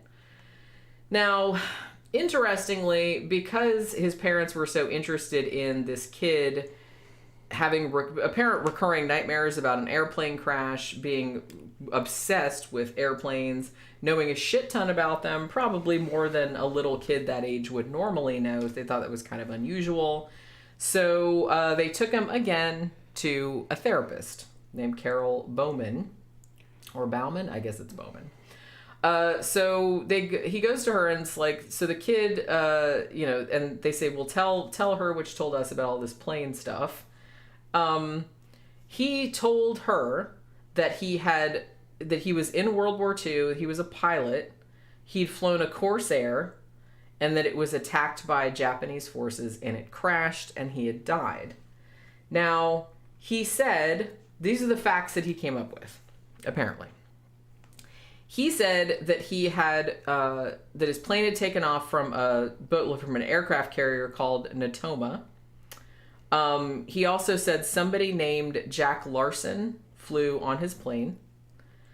So his dad starts looking into it. There's documentaries about this because I saw something about, I can't remember if it was a whole documentary about this or if it was just on one of those kind of History Channel weird shows.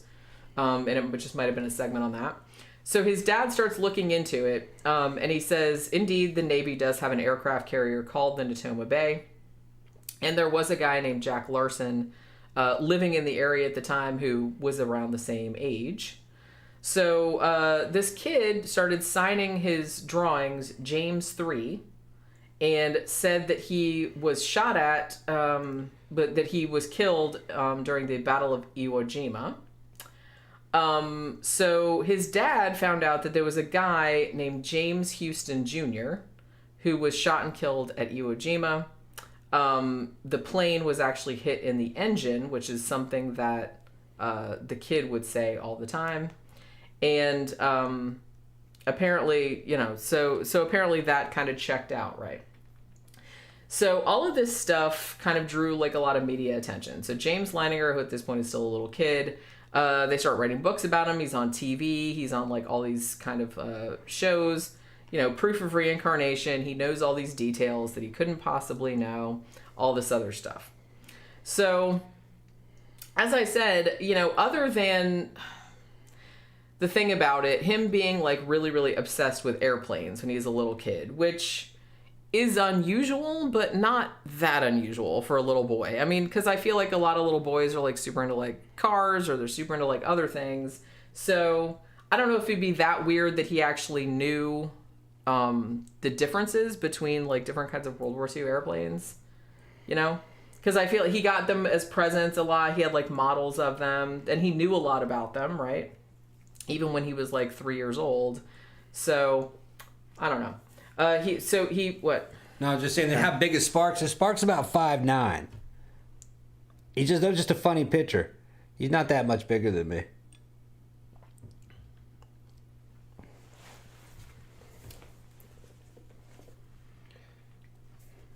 And that was Tally. I'm giving him an IV. He's flipping us off. All right, go ahead. Yeah, so like I said, even though it does seem weird that he came up with... I mean, he did come up with the name... the first name, James, for the pilot of the plane, but that was also his name. So, again, not that weird. And the fact that he came up with Natoma is kind of weird. That being an actual aircraft carrier. Although, I will note that as far as I'm aware, even though he said the plane that he supposedly flew in was a Corsair, I don't think that any Corsairs actually flew off of that aircraft carrier, the Natoma Bay. Just saying. I wouldn't know. I don't think they did. So he might have got it wrong. I don't really know. So what ended up happening in this case, though, even though, like I said, a lot of the stuff about it sounded really compelling. Like the kid said that I don't know if he... See, that's the thing. It's like so much of this is like from the parent's point of view. It's a little kid. The little kid is saying stuff. You don't know how much the parents are like like he says weird shit and the parents start asking him questions and you don't know how leading those questions are. You don't know if the kid is just kind of like making stuff up or just like saying stuff that they think that the parents want to hear or just pulling stuff out their ass or whatever. And then maybe the parents... if they start believing, hey, maybe this kid is a reincarnation of somebody, we should start looking into it. And then once they start looking into it, if they find some kind of match, then they might start massaging stuff down that one direction. See, that's why you got to watch, because it's like that seems like it would be really easy to happen. And I kind of feel like maybe this might have been what happened in this situation. I feel like probably what happened in this situation was that the little kid was having nightmares about a plane crash, which, considering he was super, super into airplanes, like I said, every Christmas, every birthday, he would always get model airplanes. He just loved airplanes and he knew all about them. Even World War II ones, he was like super into. Damn! Thank you. Oh, Mr. thank you so much. A huge $50 super chat. Hey guys, tuning back in this episode, just got off and tuning in, just got done watching your Vlad the Impaler episode, love Tom's opinion on it, would love to have worked with Tom back then as fellow warlords. Hell yeah, we would have fucked them all up. We would have fucked them all up. They'd have been scared to cross us, bro. You put us all on spikes. I'd make sure that fucking pole was nice and dull. but rounded and greased. So you go like right up your booty hole. Take a long time to penetrate. Long time to penetrate that abdominal wall. You know what I mean? Just go by and you interviewing them. How you doing? Want some more? Okay. Just hang around. Oh. I'll check on you tomorrow. Oh my god. Yeah. Such a dad joke. We'll see how you feel tomorrow. Okay. It's just going farther and farther up in there. Yeah. See, it's easy to break the body, man. How do I feel? I feel like a shish kebab. That's what I feel like. The worst is to break the mind. You put a guy in a box that you can't really stretch out in. You know what I mean? And there's a hole in it, one hole in the side that you can't really look out. And you turn him every now and then. Leave him in there for a few days. And if he fucking starts acting bad, you push his ass put a chain on it, you push his ass into the swimming pool for a while. Let him get some water. Then pull him back out. Leave him in there for about a week or so. See what he feels like when soften him up. Yeah. Then pull him out. They'll probably answer anything you want. They'll tell you anything. Pro tip, please don't do this to random people. No, that fucking Mongolian fucking death coffin, what they call that shit. Yeah, I remember you bringing that up before. Ooh, that'd be the worst. Like I said, that's terrible that people just sit around thinking of, how can we make people like suffer? That's not bad enough. What's worse than that? Mongolian death coffin. What's worse than that? Yeah. And they just sit around for ages like thinking that's good, but how can we make it even more horrible? Yeah, so we saw a documentary about this kid, right? And it actually, when I saw it, like I said, I don't know if I really believe in reincarnation or not, because it seems like a lot of the stuff is just kind of like anecdotal or coincidence or reaching. You know, a lot of it's kind of reaching. This one actually sounded kind of compelling, but the more you read about it, it seems like you're getting into a similar kind of situation where I kind of feel like it was just, you had a baseline of a little 3-year-old kid who loved airplanes and starts having recurring nightmares of plane crashes, which, again, that's not an unusual. I used to have nightmares about plane crashes, and I'm not like even super into planes. I'm just like really scared of them, scared of flying. So somebody, like a little kid that's really into planes, would probably have a lot of recurring nightmares about planes, and probably some of them be about plane crashes, and they'd probably be like really terrifying. So it seems to me that he has these recurring nightmares. Maybe his parents, you know, ask him about it, and he says something like, oh, there's a plane crash and I can't get out, or a little man can't get out. And they think that's weird. And then maybe in the same conversation or a different conversation, he brings up a specific airplane, or, you know, maybe a World War II airplane, at which point maybe his parents start thinking, maybe there's something to this, or maybe he's reincarnated. And then they start researching, and then they find somebody named James that died at that battle in World War II. And then they kind of like start, I kind of feel like it was that sort of situation, because like I said, once it started happening, they took him to a therapist again. And it really, I don't think the therapist wrote the book this time, but the therapist encouraged the parents to write a book about it, which they did. So I just can't get away from like the financial incentive, because there is a lot of money to be made for these types of narratives. And I'm not saying that the people didn't actually believe them to start out with. It just seems like if a lot of money is on the line, then it does behoove you to embellish the story to make a good book, to make a compelling narrative. And you can even like fool yourself into like really believing it. Oh, maybe the kid did say this, that, and the other thing, even though maybe he didn't say that. Maybe you interpreted it like that, or maybe you said it and he, you know what I mean? Thank you, Jeffy Art. Yeah. So I don't know. It just seems to me that the stuff that he came up with, he just came up with the first name of the pilot, which was coincidentally the same as his name. It was James. He said that he'd flown in the Battle of Iwo Jima. Okay, that's weird, but it's not like that's a thing that nobody knows about. He knew about World War II planes. He was a little kid, but he was into it. I knew about World War II planes and tanks. That's what I'm saying. A lot. That's what I mean. And I think that they're saying that they're talking about that like it's a lot weirder than it is. It's not. He used to build little models and everything. Yeah, and that's what this kid did. Little German Jagdpanthers and shit like that. He used to make all that stuff. World War II stuff. Loved it. Yeah. I mean, and when I was little and I had like interest in stuff, it's like you know a lot about that. Yeah. You know what I mean? And American boys back when I was a little boy, they liked the Germans, the little German tanks, the German planes. They looked cooler. They looked meaner. Everything was all angular and more modern. Yeah, You got sick of the Sherman. You know, the Sherman was kind of round, you know. Well, you always like stuff that's different than what you're used to. They had like the fucking King Tiger and the fucking Panther, and they were just really cool looking tanks, you know. Germans had good looking shit. They looked good, really good. Well, you know. They understood aesthetic. Yeah, big time. Yeah. Yeah. So, you know, that's one thing in their favor, I guess. Oh, yeah. I don't know. So I just kind of feel like even though this is probably, in recent times, this seems like one of the more famous reincarnation cases. Again, I just don't know. Just because coincidentally he came up with a couple things, and the fact that he came up with some shit that didn't match. Like, he came up with the word Natoma, supposedly, and then they found out, the Navy has an aircraft carrier called the Natoma Bay. But then the kid said that he flew a Corsair, allegedly, and as far as I know, there were no Corsairs on the Natoma Bay.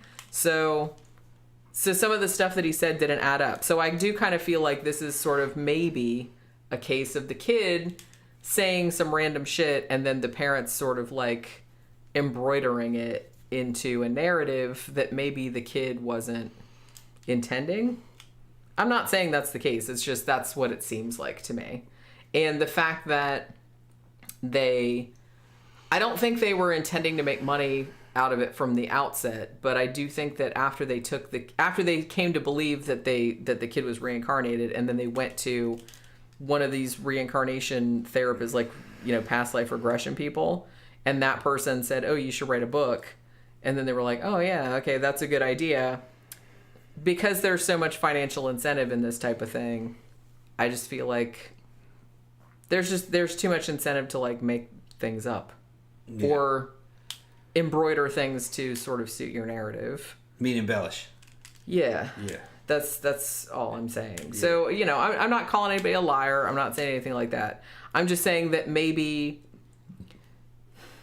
they're framing things in a way that is not exactly how it happened. I kind of think that in this era, a lot of the paranormal stories that are handed down to us, the ones that have survived media contact, and the media at that time loved a good story, and paranormal was a product that sold.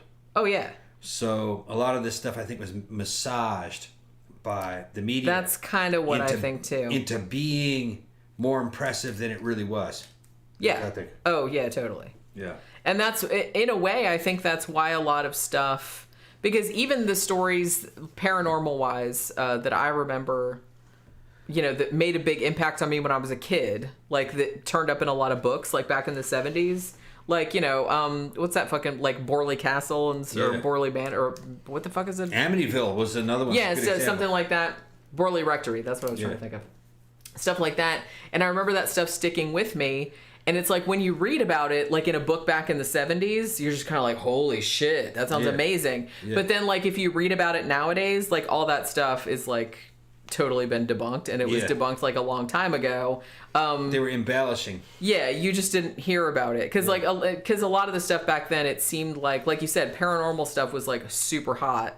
Yeah. And, you know, and it sold like zillions of copies. So everybody wanted to be like the next Amityville Horror, the next this, that, and the other. I was a little kid during that era, you know, and there was a New Age revival. Yeah. And paranormal was a part of the New Age revival. And this goes to all those fucking universities like down at UCLA with all their parapsychology departments. Educated people believed in paranormal occurrences and psychic abilities.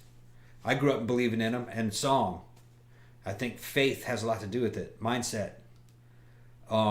They never could prove anything. And then most of the paranormal ghost type stuff, like Amityville and shit, was highly suspect, embellished. Like I said, the only case that I've run across that sounds like mine, that I say, yeah, most of this really happened. You can trust most of these witnesses. And that would be the Enfield poltergeist. Cops saw it. Newspaper reporters that didn't know anything about the shit saw objects being thrown from nowhere and things moving without any real rhyme or reason. But then it got weirder and weirder, voices coming out of the girl. But I've given my opinions of what I think that is. Poltergeist, recurrent spontaneous psychokinesis. It looks kind of like possession sometimes. The person goes into fugue states and shit. You know. If there's fucking reincarnation and people remembering past lives, maybe it might be something psychic, picking up things from the past. Maybe inherited memories. But this whole idea of being born in a new body and remembering your past life, not saying that reincarnation maybe isn't real. I just think being able to remember the past life, I think highly unlikely. Highly unlikely. Even if reincarnation is real, it would be some kind of a system that would prevent you from remembering past lives. Yeah, so it may as well not even exist at all because you don't remember it. Because you wouldn't remember, you wouldn't be allowed to remember it. That's not the way of the Force. That would be cheating. You have a new life so you don't remember the old one. If there's reincarnation happening. I have to say, too, I think that people, probably not nowadays, but I think particularly back then, I think people put too much stock into stuff people said when they were under hypnosis, as if that automatically made it true.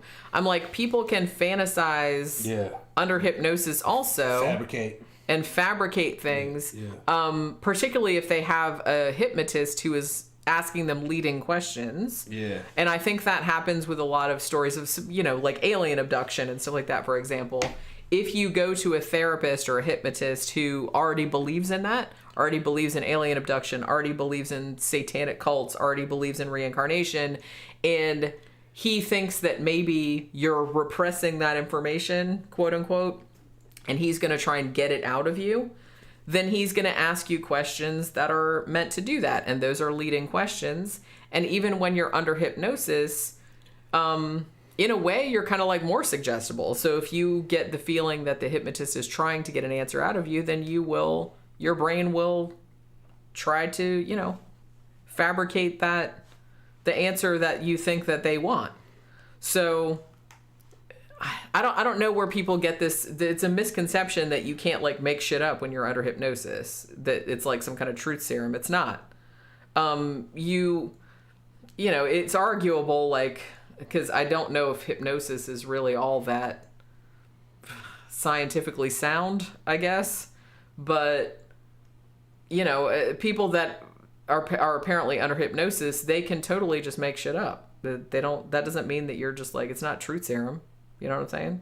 But I feel like people kind of have that, like if you put somebody under hypnosis and like say, and they do past life regret, oh, that must mean that that's true, because how would they make that up if they're under hypnosis? Danny's saying, but in Amityville they left the house and left all their stuff there. That's what we're told in the story. We don't know if that's actually what happened. Yeah, I don't know if they left all their stuff there. They probably did. Even if they did, left all their stuff, then they came back and got it later, and then they snuck back and got it. Or their stuff wasn't worth anything, so they just like, fuck it, I don't even want to go back and get it. Like I'm leaving this desk when we move. Yeah, there's a lot of evidence that Amityville was actually something dreamt up way beforehand to sell books. Well, they even admitted that later. Yeah. They said they just like drunk a bunch of wine and said, hey, well, like I said, the murders did happen in the house. That was real. There's a way of capitalizing on that. Yeah, I mean, if you moved into, not gonna lie, I don't have that many scruples. If I moved into a house where there was like a horrible multiple murder that everybody knew about, I'd probably try to cash in by saying the shit was haunted too. Yeah. I'm not hating. I'm just I'm just saying that's probably what they were doing. I don't blame them, but that's all it was. I don't think the house was haunted. Doesn't somebody live there now? I think the person that lives there now has lived there for like decades and said nothing wrong with that house. They've changed like the outside of it so it doesn't look the same because they were tired of people like driving by gawking at it. I wouldn't buy it for that reason, just because I don't want people coming up, standing in your yard all the time and knocking on your door and shit. But I wouldn't be afraid to live there otherwise. Because I don't really think it's haunted. I just wouldn't want like a bunch, like something that famous. I wouldn't want to live in somewhere that famous. Because you'd have people like camping at your house and Zach Baggins showing up on your fucking doorstep all the time and shit like that. Fuck that. You all right? Sleeping. You look like you're barely holding on. Oh. Yeah. You gonna live? No. We gotta go back to the house tomorrow too. Yep. I gotta finish painting that bathroom and gotta put all the books in the bookshelves, put the desk together. I'll ride another motorcycle up there tomorrow. Oh yeah, that's a good idea. Yeah. Has your new hat arrived, Tom? No, the leather daddy hat never fucking arrived. Where is that? I'm still missing. They even. Where I'm were even they waiting sending on it fucking from. That shit's coming all the way from the fucking from the Far East, the Orient. That shit's coming from fucking Thailand. They got all the leather daddies from the Orient. That shit, it's like it's coming from far away. 19th century from British Orient, gentleman. Yeah. with your cabinet. Man, they got so many leather daddies up in Thailand that they can't deliver the shit on time. They're fighting over it. They're like, no, don't let that one out of the country. I got this.